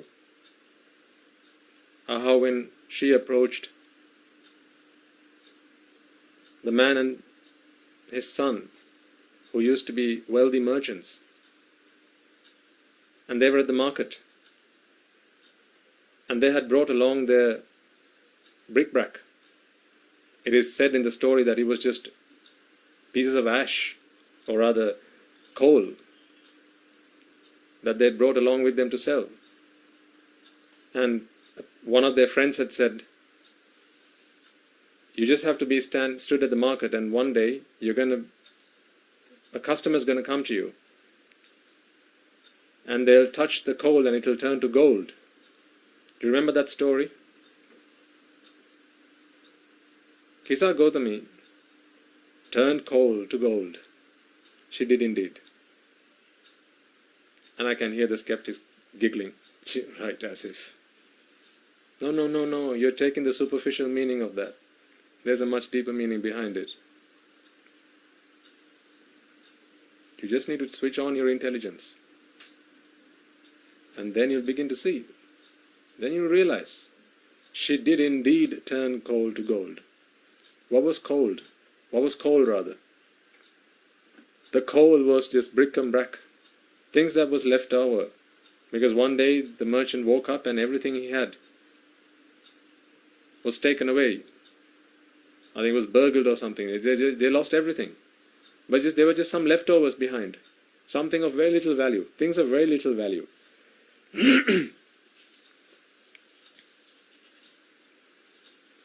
Things that you would find in any household. Things that people wouldn't give a lot of value to. And that's what they gathered up and they took to the market. And they thought to themselves along the way, who's going to buy this stuff? All these things, they have very little value, if anything. What's the point? What am I doing? Why? But they believed in what their friends had said. And the friend had said, one day someone's going to walk up to you and they'll touch the coal. That is why they use the metaphor coal. Coal because it has no value. I don't think it was literally coal. Something that has no value. So they took the friend's advice and stood in at the marketplace with a stall, in a stall, having laid out all these things that were not of much value on a table. Kisa Gautami approached them. She looked at them, and then she looked at the things that these people, the two men, had brought along to sell. And then she looked at their faces again. And then she looked back at these items of very little value. She thought to herself, everyone else is selling things of great value. Some people selling food items, others selling cutlery, others selling pots and pans, others selling jewelry. But this man and his son, which seems to be, they seem to be selling things of very little value. I wonder why. Kisa Gautami thought to herself, it must be because they are very poor. This is all they could find. They must be hungry.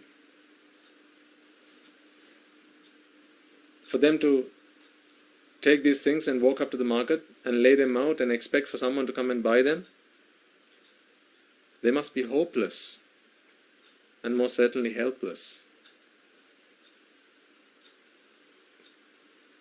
If this is what their stall looks like, I can only imagine what their hearts must look like now. Kisa Gautami is thinking to herself, this man, this must be his son. They must be feeling terrible right now. Some great disaster must have come their way. And perhaps they lost everything. And now he has nothing to feed his family. So he has come to the market to try and sell whatever it is he has. Just as much as these things have little value, he probably feels that he is of little value right now. This son who stands next to him, he probably feels, my father is of little value right now. Our family are of little value right now. And Kisa Gautami thinks to herself, seeing them like they are, I can't walk away.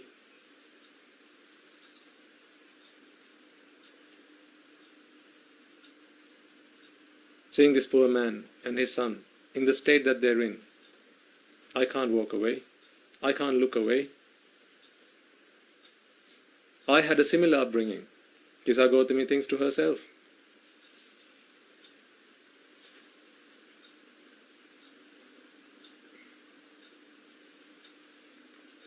As a young child, I didn't realize why my friends mocked me. But as I grew up, I realized I was ugly. And so my friends used to call me names. They used to call me Kisa. My name is Gautami, but they used to call me Kisa. That was a mockery. And I felt terrible in those times when they used to do that. I had a heart of gold, but they turned it into coal. But today, I'm able to stand up to all that. And I realize that real value is not in one's looks, but in the way that one conducts oneself. So I realize that the real gold is in my heart. Today I see these two men. They must feel terrible right now. Today, their hearts, they feel, are cold. I must touch them. My words must touch them.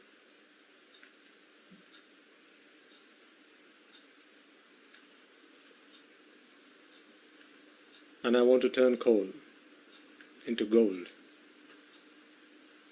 And that is what she did. She spoke to the man. She spoke to his son. She spoke to them and said, dear sir, don't despair. Difficult times come to all of us. I can see you're here today. I know you're a rich merchant. Normally I see you with a lot of valuable goods, and yet today you're here with this.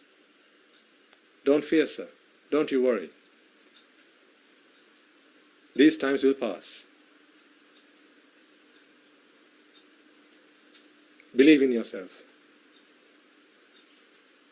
Whatever you lost, you'll be able to earn twice, 3 times as much. All you have to do is believe in yourself. Work hard. You can do it. Don't worry. What did she do then? She turned coal into gold.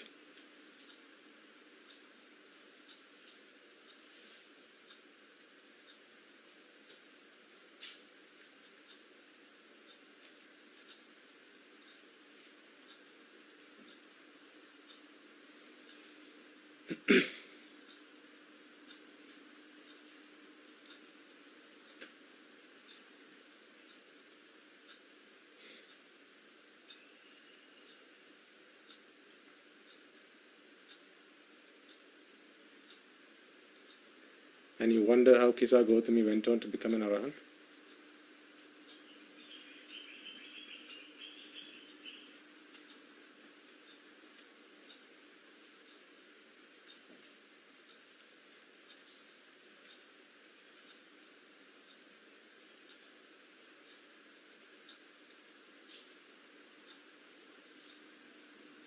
That day, she turned 2 hearts of coal to 2 hearts of gold. She turned a frown upside down. That's the kind of stuff Arahants are made of.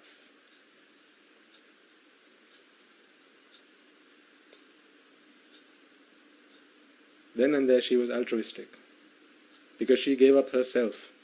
She probably had to talk about herself. She probably had to talk about herself in a very self-deprecating way, of how she had some really tough times,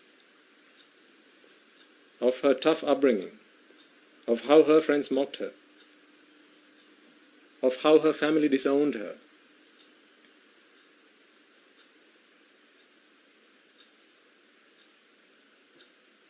And when she talked about herself to a couple of strangers, she reserved nothing. She gave up herself, knowing that with every word I say, these 2 people, they're going to feel better.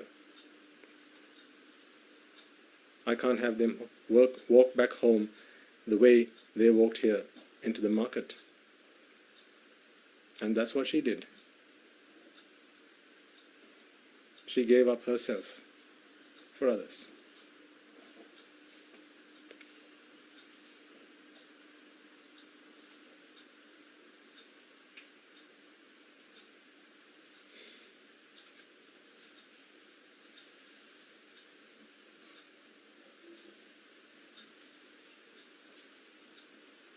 That's the kind of stuff Arahants are made of.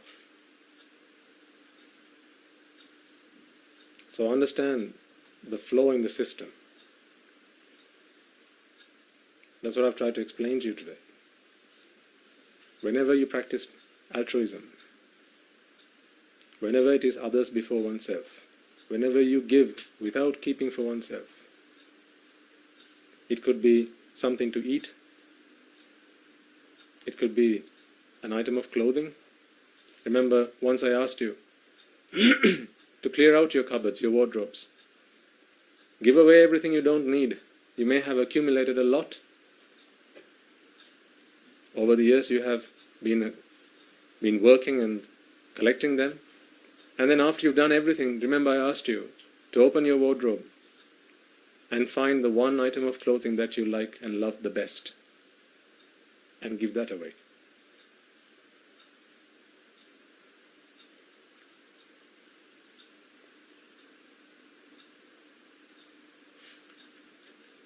What happens when you do that?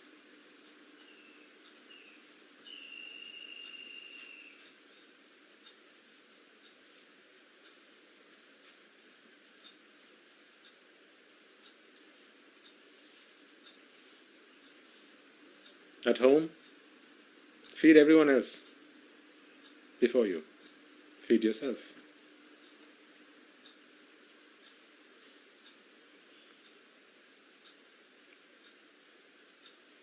Whatever you have.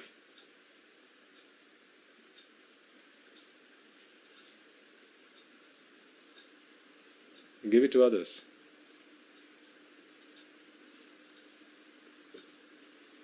I'd like even for you to think of the things, think about the things you have in this way.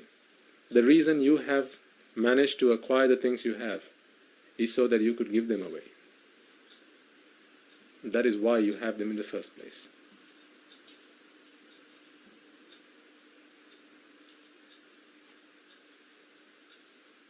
Destiny or what other powers there may be have brought the things that you own, that you possess today, to you, only so that you could give them away.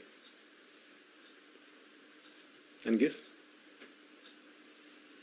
And they don't just have to be material things. Of course you know this.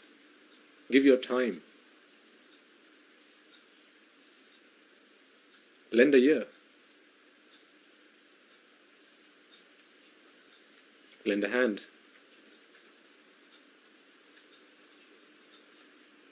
Lend some soft-spoken, kind words.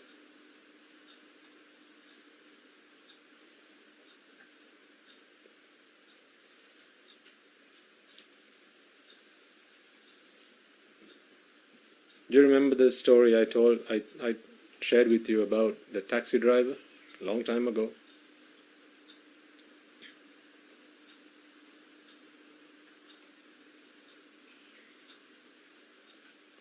Do you remember how the taxi drivers go the extra mile? Do you remember how when they see that you're pulling a long face, when they see that you are having a tough day, when they see that you may be getting up to some trouble or some mischief, they'll make it their duty to lend a ear, lend a hand, lend a heart.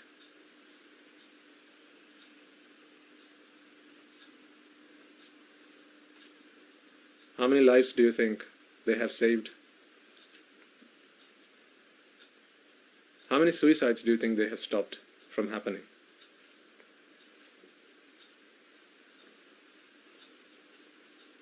Well, guess what? We have managed to compile some of those scenes and pull a video together, a video clip, which you will be able to watch today at the end of the sermon.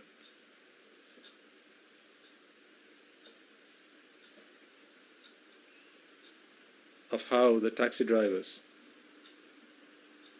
and that's just a very small part of the grand scheme of things I'm talking to you about right now. This is one type of person, taxi driver. How they're doing what they can to help others. How they put others ahead of oneself. If a taxi driver can do that, folks, think about what you can do.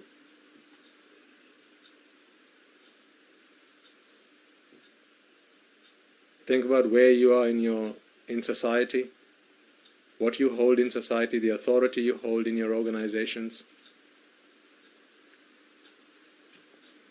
the power and respect that you're able to command in the society that you live in today. Just think about how much good you can do to others.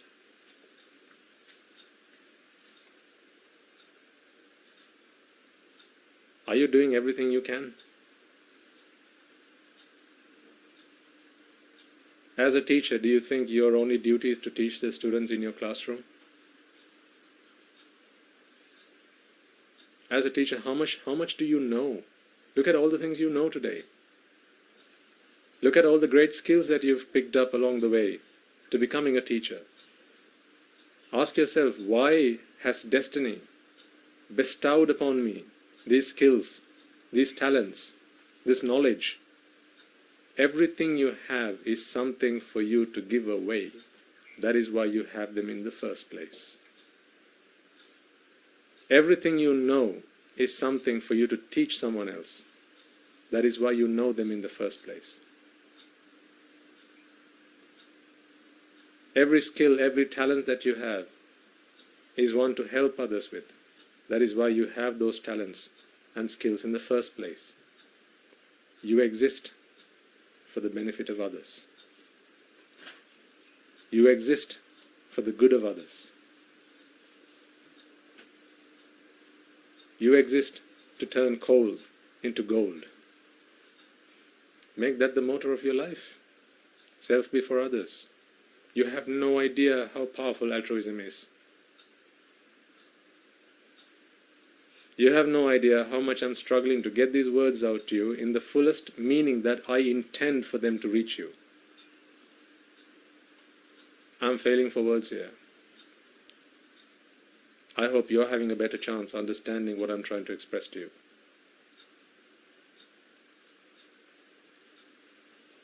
It is the start of all good, all things good, and it is the start of all things great.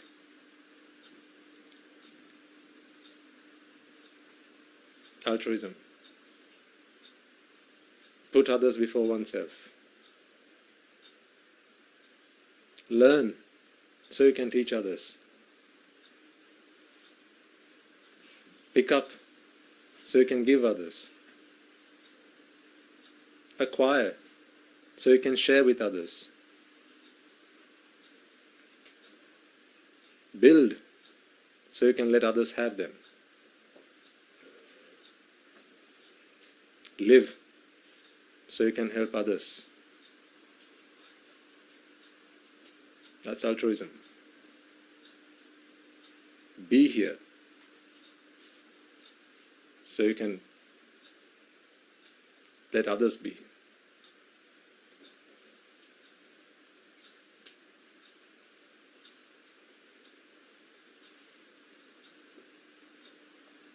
And it's not just doing it because it sounds good and nice and lovely.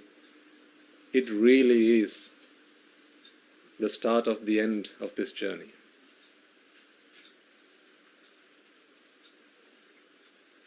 It is the flaw in the system. This almost perfect system breaks at the point you engage in altruism. It starts to shatter. It cannot tolerate it because it is not designed in that way. That is the flaw in the system. This whole universe, it breaks at that point. That is why those who have become that way, those who have practiced in that way, where are they today? Are they in the system? Are they anywhere to be seen? How did they escape the system?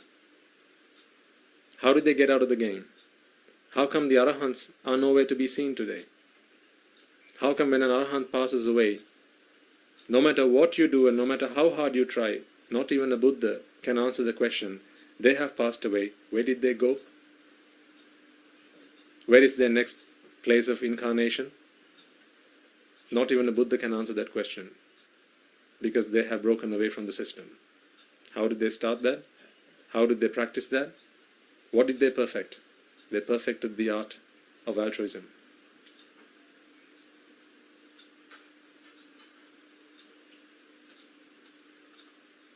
That's the moral of the story.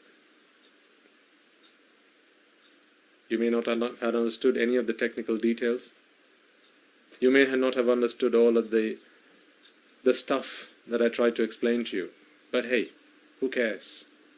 Put all that to a side. You don't need to understand the workings under the bonnet to drive a car. All you need is a pedal and a foot to go on it. That's simple. That's the simple stuff. So do that.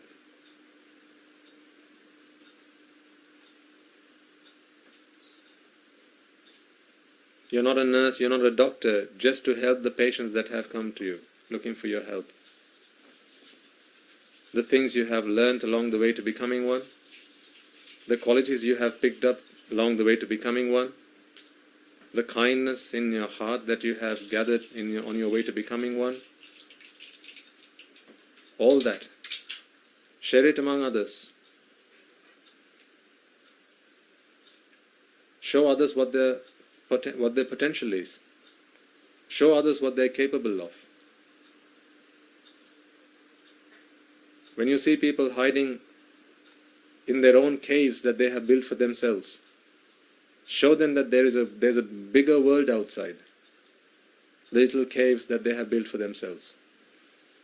Help them grow. Help them reach their fullest potential. Now, of course, you can take this in a worldly sense. And it is applicable in that sense too. But I also mean it in a much more sublime sense. Always help those who are bad to become good. Help those who are good to become great. Make that your purpose of existence. Altruism is the name of the game. Once you have discovered that, the system can no longer keep you sealed in it. And that is why I'm sharing that lesson with you today. A lesson that my teachers have shared with me. Always put others before oneself. Always put others before yourself. In your attempt and efforts to help others, worry not that you have to sacrifice a part of you. That is exactly what you need to be doing. That's why.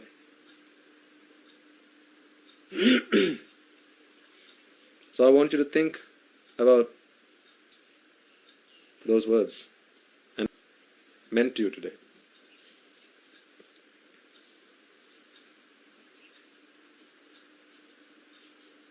Simple things to do. If you just take a moment to look at the way you conduct yourself in the course of a day, in the course of a week, I'm sure, folks, I promise you, I'm sure you'll find at least a handful of ways in which you can be more altruistic than you are today. I'm sure you can. I promise you can. Just take a moment and think about the things that you do on a regular basis. How you can give others before you think about yourself. As I said, it doesn't necessarily have to be material things. It's not necessarily money or wealth. That. What about all the other things, the soft things, which doesn't cost anything, but are priceless at the same time? As I said, a kind word, a smile, a helping hand,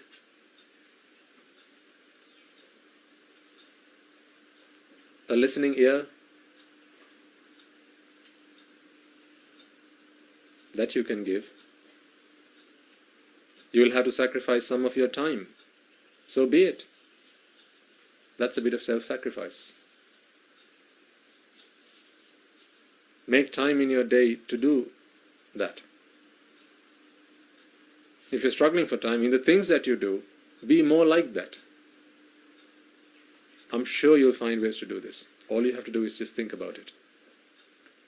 Because whatever the mind wants to do, the mind will find a way to do it. As Das Hamru said recently, if there's a will, there's a way. That's a lesson that Maha Prajapati Gautami taught us. If there's a will, there's a way. So make the will, and you will find the way.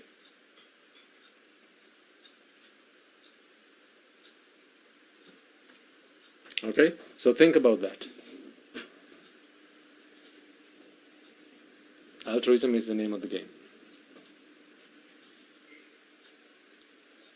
The more you do that, the more you will understand the Dhamma.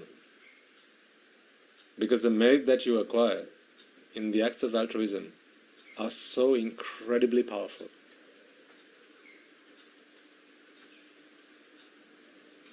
I tell you, you have no idea.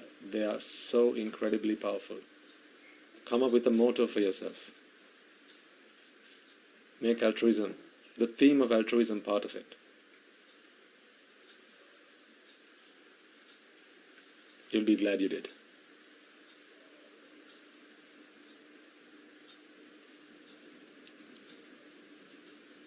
Make sure you watch the video clip at the end of this sermon. And I have also some news for you, which I'm sure you'll be pleased to hear. The stories of the great elders and the great elder nuns that Dasahandru has been ever so kindly relating to all of us over the last several weeks, we have managed to pull them together into one playlist on our YouTube channel, and you can access that through the playlist. I think we'll manage to get a link to the playlist into the description of this video on YouTube.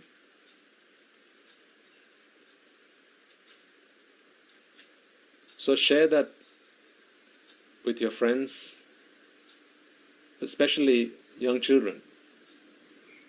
Remember, the reason we started this was because we want you to find role models. We want our young children, our young generation, to find new role models. Not the cardboard heroes of today, but real men and women who graced the surface of this earth.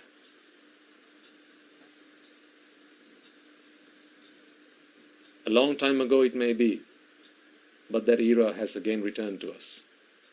It is time for great men and women to set foot on this earth again. It is that time again. It is time for the Aryans to wake up.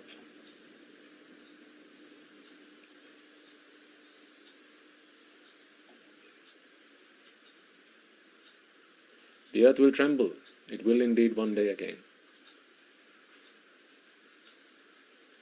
As 100,000 Arahants bless the surface of this earth with their footsteps, that will most certainly happen again.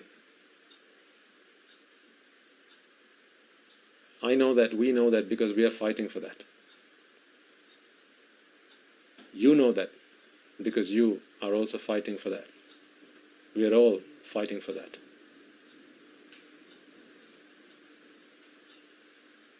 Because we know today the kind of stuff that Arahants are made of. So restless, relentless, we strive to instill within ourselves that stuff, the beautiful stuff, the kind of stuff that can turn coal to gold. So let's do that. So that playlist is available on YouTube. It will have almost all of the sermons that Dasahandru has been doing over the last several weeks. So you will have a good number there. And it's also a nice journey to follow them from start. As Dasahandru preaches those sermons, and of course you can imagine he'll take a lot from them. As he grows from a Samanera to a Bhikkhu, and one day to a great Arahant. It's his journey of transformation. Just as much as these sermons are the journey of a transformation that happens in the mind of the Swamin Wahanse who delivers them.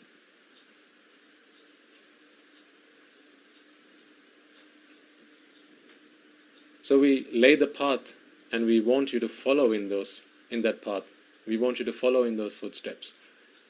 Because this is not just an oasis that is in the desert that is reserved for me and my fellow monks and anagarikas and anagarikas. This is an oasis for all of you. This is the oasis that the Buddha established for all of us, for all sentient beings. Everyone is welcome, and everyone is encouraged.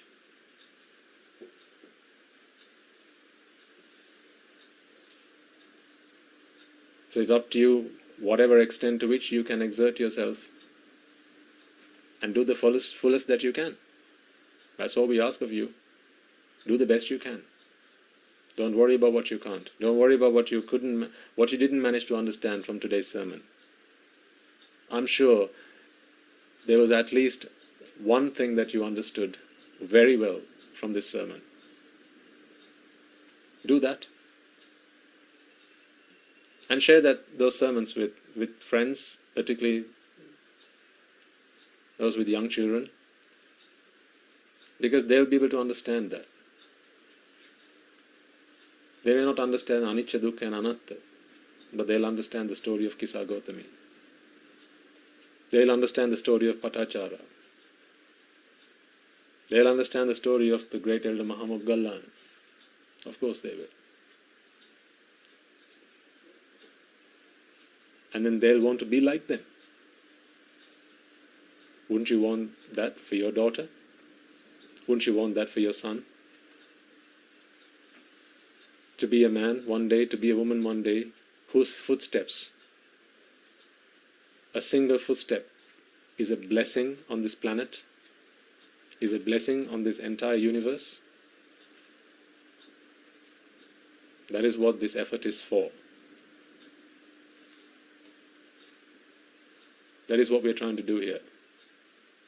That is what we ask you to join with us to do. And it is for that you extend your support.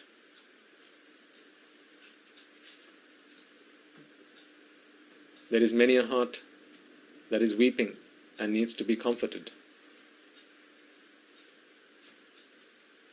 There is many an eye that is shedding tears. As tears, those tears need to be wiped. There's many a frown that needs to be turned upside down. It's time for you and I to do our part.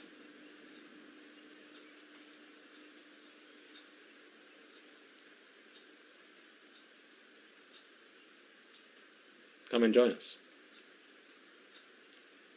Do the best you can. So, from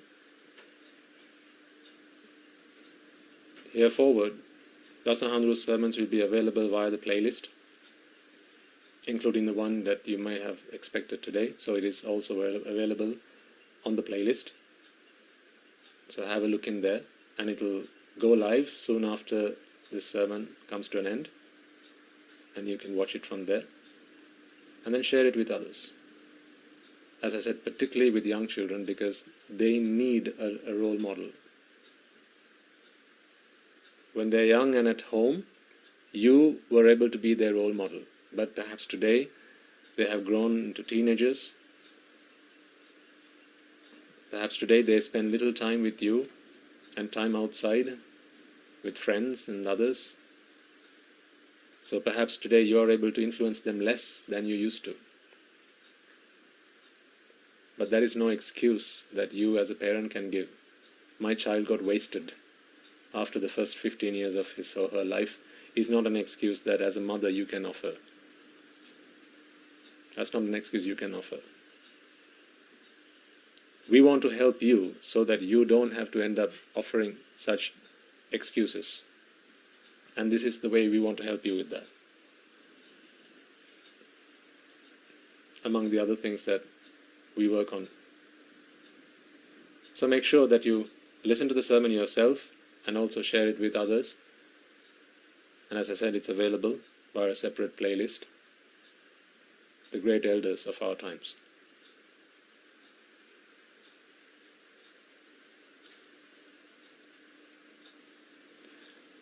Before I conclude, I want to share one of the comments, one or two of the comments that come through, because I did ask, what I really wanted to do was to give you an avenue to share your experiences, your thoughts with us, because I realized that when you get that opportunity to share what you used to when you came to the monastery, and you used to come and speak to the Swami and say at the end of the sermon,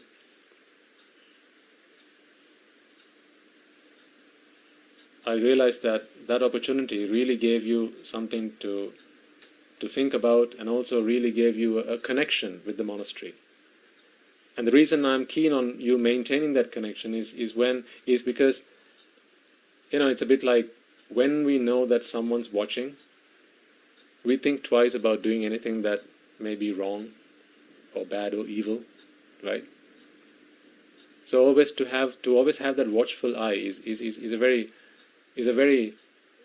strength to have. It's a real support to have. And I want you to feel that you always have the blessing and the overseeing of the Mahasangha with you. So that is why I wanted to give you an avenue to share your thoughts with us.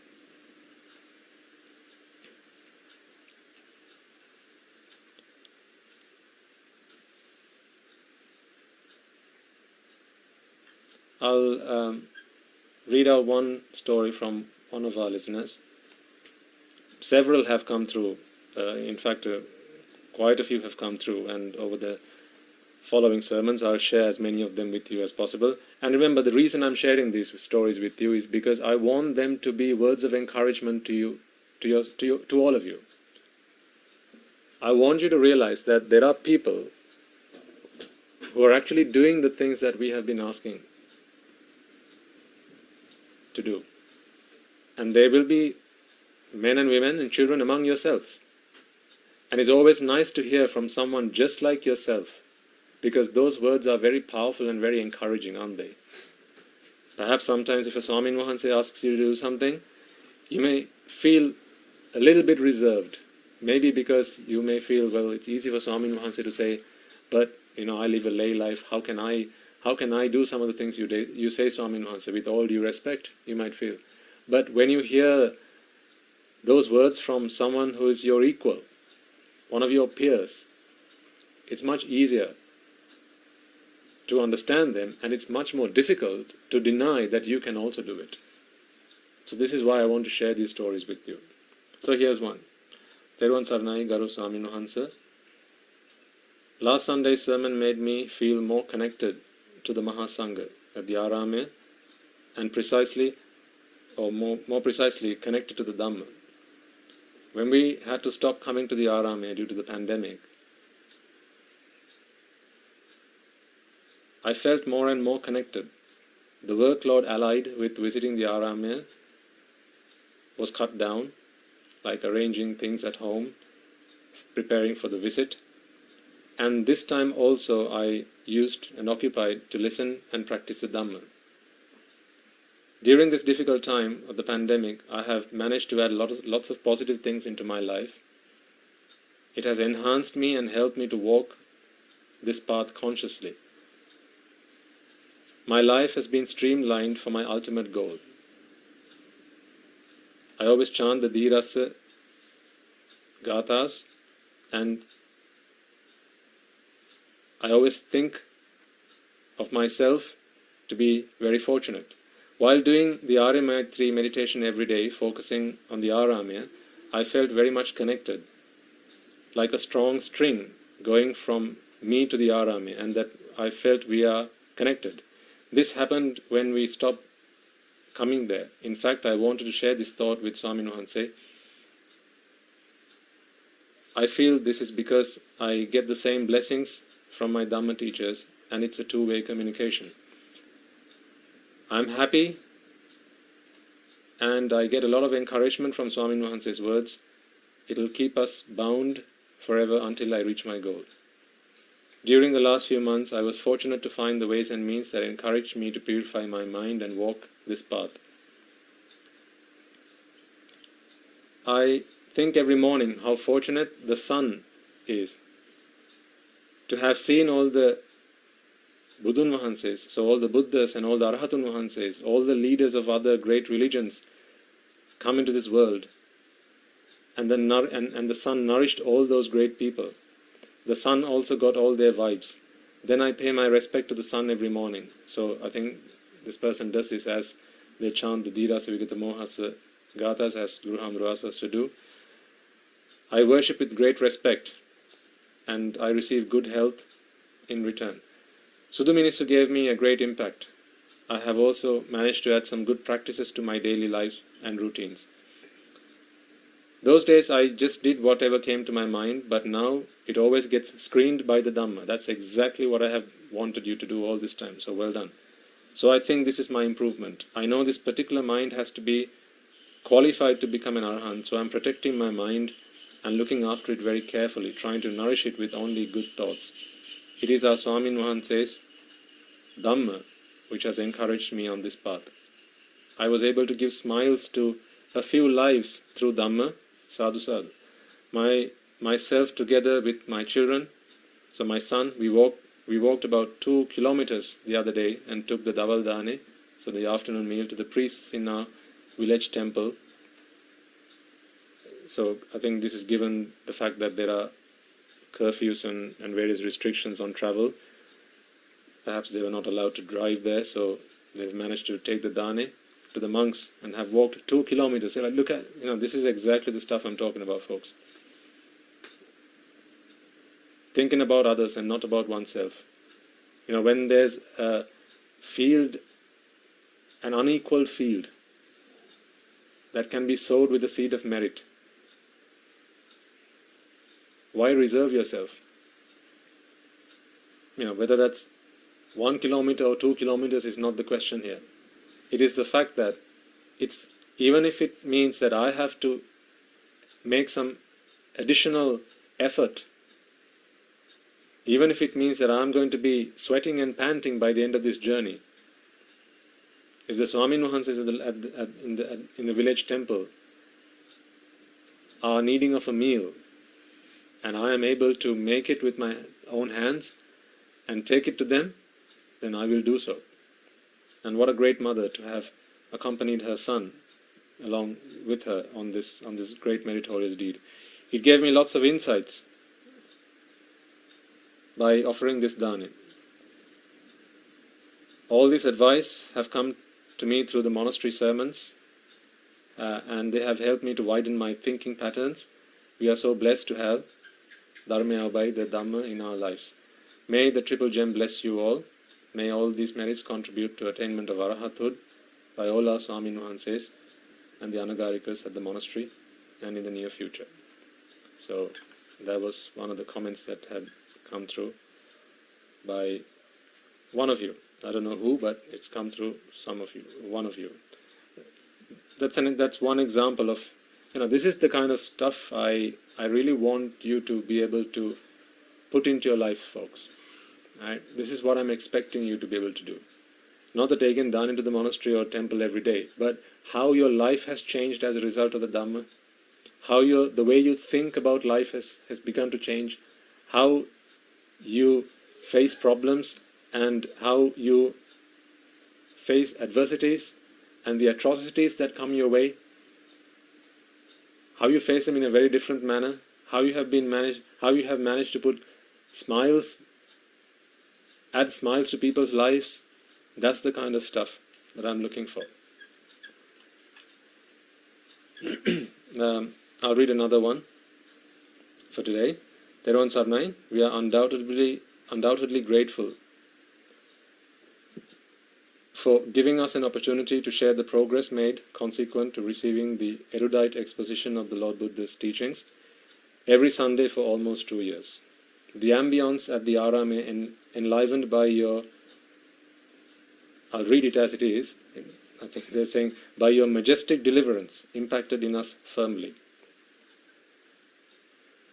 I'm sure you mean the Buddhas. That experience is now history, but the live discourses continue to maintain the momentum. More so because we are mindful that our life's journey is in the horizon. We have during these past years divested all our static encumbrances with the support of our children, except for the accoutrements that are necessary to sustain ourselves and retain a simplistic lifestyle. Our greatest joy is that 2 of our children, who had the privilege of listening to your sermons during short visits to Sri Lanka, continue to listen and practice in their adopted countries. More importantly, share these noble teachings with associates who are in search of the truth. We have also shared with our friends overseas who have benefited from these sermons. Sadhu, sadhu, sadhu. What a great example. Once you have received something, this is where we started, right? I started to talk to you about inviting the devas, inviting others who may not have still been able to witness the advent of a Buddha, others who may still not be aware to the fact that the Buddha's Dhamma prevails. Once you've got the best of something, why do we always have something? I explained to you a moment ago. Why do you have something? Why do you get something? Why do you receive something? It's always to give away. And that's exactly what, I think this is a gentleman and his wife, possibly, what this couple have managed to do. To share it with their children, with others, with friends. And that's exemplary. We have attempted to share very briefly the status quo of our life's journey. May the blessings of the Noble Triple Gem bestow you with energy to enlighten many more sentient beings to attain the ultimate bliss of Nibbana. And same goes to you too. Right? So a couple of examples there of the testimonials that have been coming, and I'll keep that avenue open for those of you who like to share those thoughts. There are quite a few more, particularly those who have taken great efforts to really list out in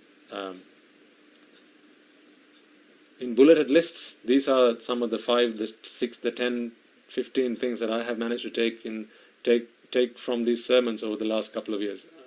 Having read them, I thought that was incredible how people have managed to do that. And that's why I said, isn't this, I expect nothing less than this. Remember in one of the sermons I said, I feel so connected to you all through the Dhamma, and it must be because you must be doing the things that we have been asking you to do. Well, you have just proved it.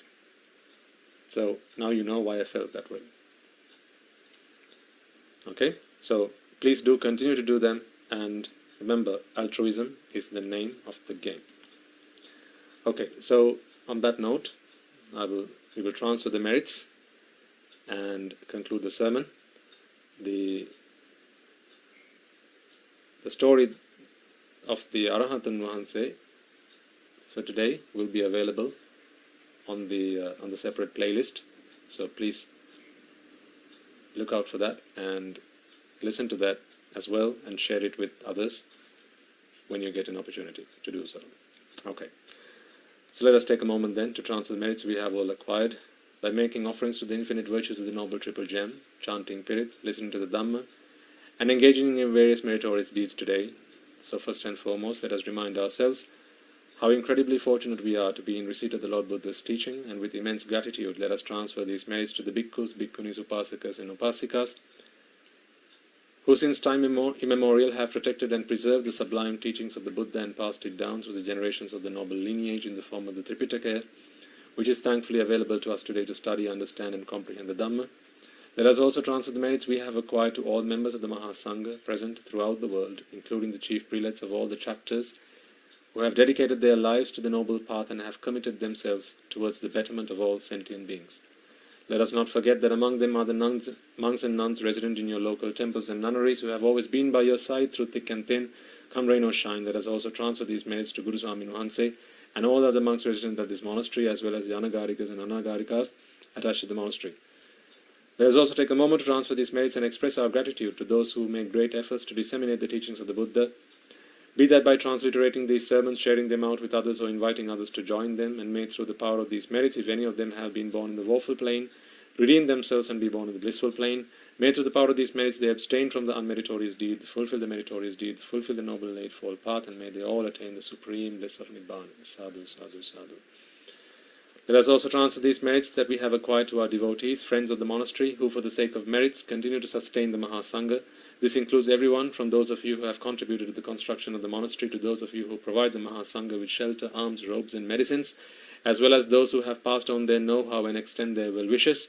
May through the power of these merits they abstain from the unmeritorious deeds, fulfill the meritorious deeds, fulfill the noble eightfold path, and may they all attain the supreme bliss of Nibbana. Sadhu, sadhu, sadhu. Let us also take a moment to transfer merits to our mothers, fathers, husbands and wives, brothers and sisters, sons and daughters, grandparents, uncles, aunts, nephews, nieces, cousins, our elders, and various other relations, friends and acquaintances, employers and employees, and to all those who have helped us, supported us, assisted us, particularly in our difficult times, in any way, shape or form. By the power of these merits, may they be healed of any physical and mental ailments and overcome any obstacles to their spiritual progress. May they abstain from the unmeritorious deeds, fulfill the meritorious deeds, fulfill the noble eightfold path, and may they all attain the supreme bliss of Nibbana. Sadhu, sadhu, sadhu. Let us also take a moment to transfer merits to the Devas, Brahmas, spirits and demons, primarily the Sakadeva, as well as all the numerous gods and deities who are committed to protect and fulfill the Sambuddha Shasana. Let us transfer these merits to our guardian deities who keep a watchful eye over us and keep us out of harm's way. May through the power of these merits they prosper in divine power and wisdom. May they abstain from the unmeritorious deeds, fulfill the meritorious deeds, fulfill the noble eightfold path, and may they all attain the supreme bliss of Nibbana. Sadhu, sadhu, sadhu. Let us also take a moment to transfer merits to our ancestors who have predeceased us, to all who have been our families, friends and acquaintances in this infinitely long journey in samsara, and who have helped us, supported us, assisted us in every way, shape or form they could. Let us transfer these merits to them. Let us also transfer merits to the members of the armed forces as well as the police force who have sacrificed their lives to protect the peace and harmony of our nation, as well as those who lost their lives in the war, be they friend or foe. Rejoice in these merits, and may they all attain the supreme bliss of Nibbana. Sadhu, sadhu, sadhu. Let us also take a moment to transfer the merits to all those who have lost their lives in the natural calamities such as the tsunamis, earthquakes, landslides, and also in the prevalent pandemic, particularly those who have given up their time to help and support men and women and children who have been affected in these difficult times, and continue to do that selflessly, reminding ourselves that among them will be those who have been friends and family to us in this long journey in samsara. Let us take a moment to transfer merits to them. May through the power of these merits, if any of them have been born in woeful planes, redeem themselves and be born in the blissful plane. May they abstain from the unmeritorious deeds. May they fulfill the meritorious deeds. May they fulfill the noble eightfold path and attain the supreme bliss of Nibbana. Sadhu, sadhu, sadhu. And finally, let us all resolve that may through the power of the merits and the power of the blessings of all the merits we have acquired throughout the day, we be able to witness the advent of many hundreds of thousands of Arahatun Mahanses on this blessed land once again. And finally, may through the power of all these merits we have acquired today, you and I and everyone who has helped make this program a success, become an Arahatun Mahanse, an Arahat Mehinin Mahanse in this very life and in the era of the Gautama Supreme Buddha itself. Sadhu, sadhu, sadhu. May the noble triple gem be with you all. We will now conclude the sermon. May the blessings of the noble triple gem be with you.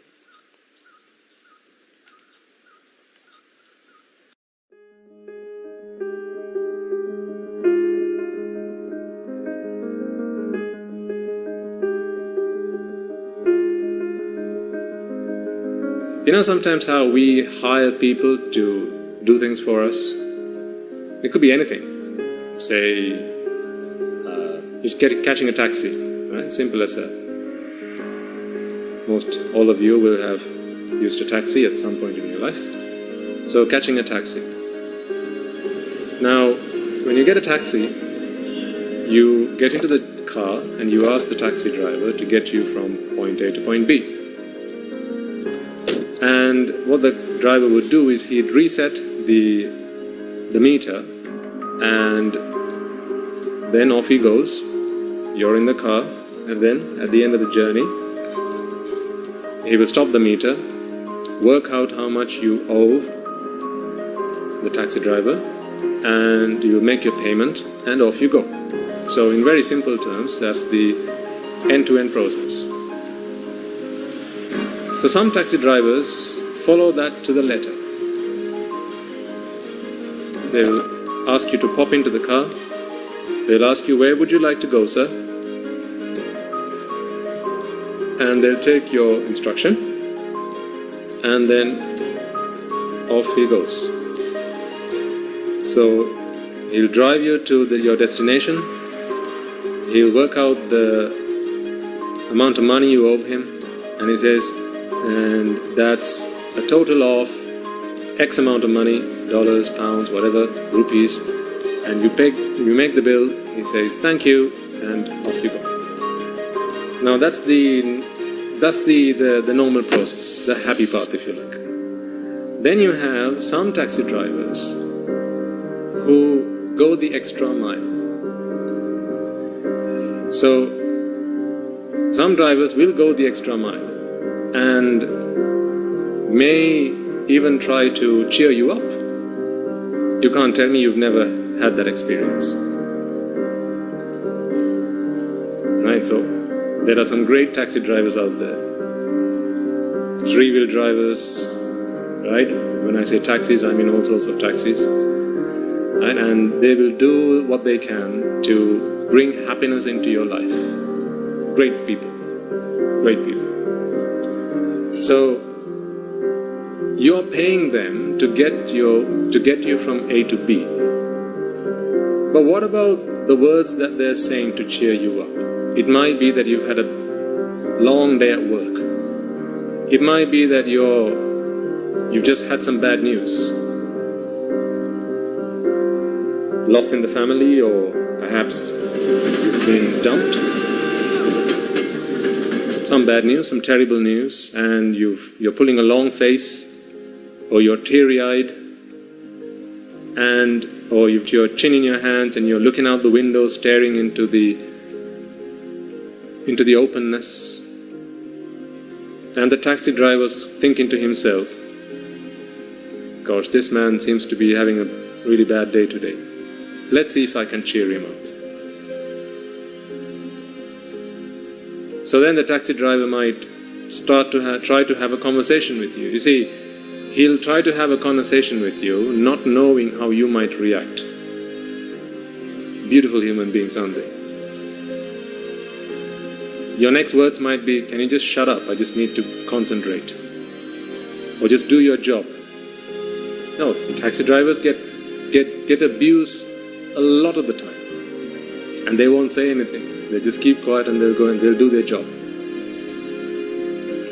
But for someone to feel that I want to do something on top, I want to go the extra mile, I want to do more than what he's asking me to do, that's a sign of greatness. So he might start to chat to you and say, sir, what's up? What's wrong? You seem like you've had a long day today. Is everything all right, sir? Anything's the trouble? Anything bothering you? Or he might even just say, oh, it's rainy weather today, isn't it? Just to get you into conversation. Just to cheer you up. Just to put a smile on your face. You've all had that experience, I'm sure. So to them, you getting into their taxi and paying them whatever amount of money that you're going to owe them at the end of the journey is enough for them to feed themselves, but they feel that they have a duty to you. As I said, beautiful mind, beautiful hearts. You need to observe these things, folks. If you see these things within people, that's when you're beginning to, or you have already broken bad. You need to begin to spot these qualities within people. Greatness, signs of greatness. They're infectious, I tell you. And then they'll start to talk to you. Sometimes they'll very slowly but gradually enter into bring you into a. They'll try to build confidence. Sometimes they might even share an experience that they had, in the hope that what they're trying to share with you is worse than what you have in your mind that's bothering you. And when you listen to that story, you're going to wander scratching your head thinking, gosh, I thought I was having a bad day. See, they're sharing their most intimate details with you. Not because they just want to have a chinwag. It's because they want to cheer you up. They're going the extra mile. And they won't stop until they've turned the frown upside down.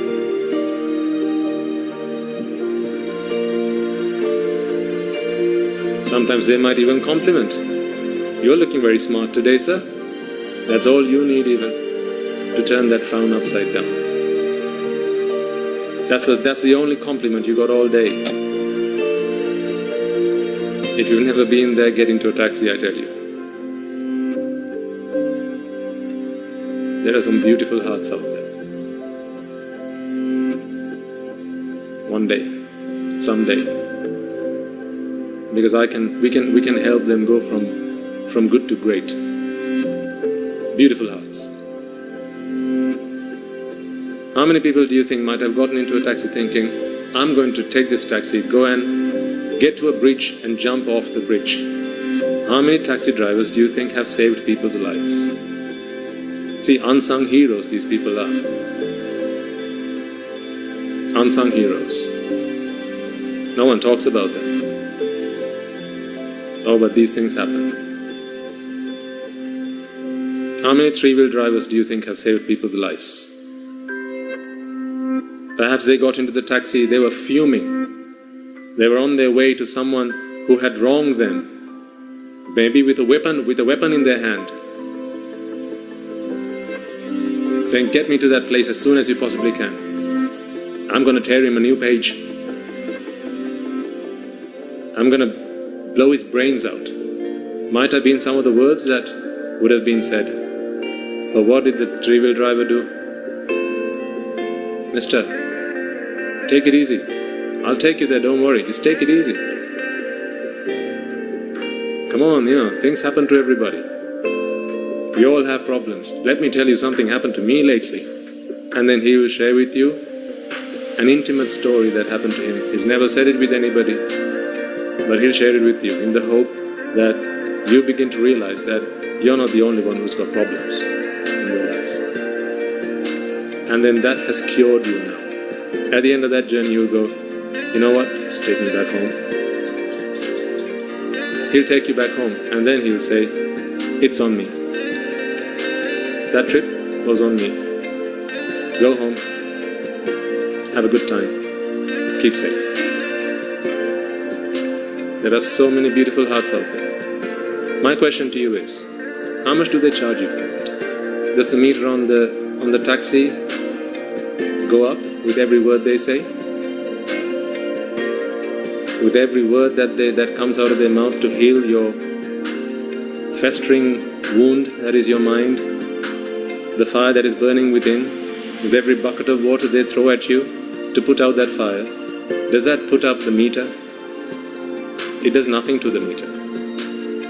So really, at the end of the journey, when you ask, what is the bill, all they're going to count or account for is the amount of miles that you have, that the wheels of the vehicle has turned, has traveled.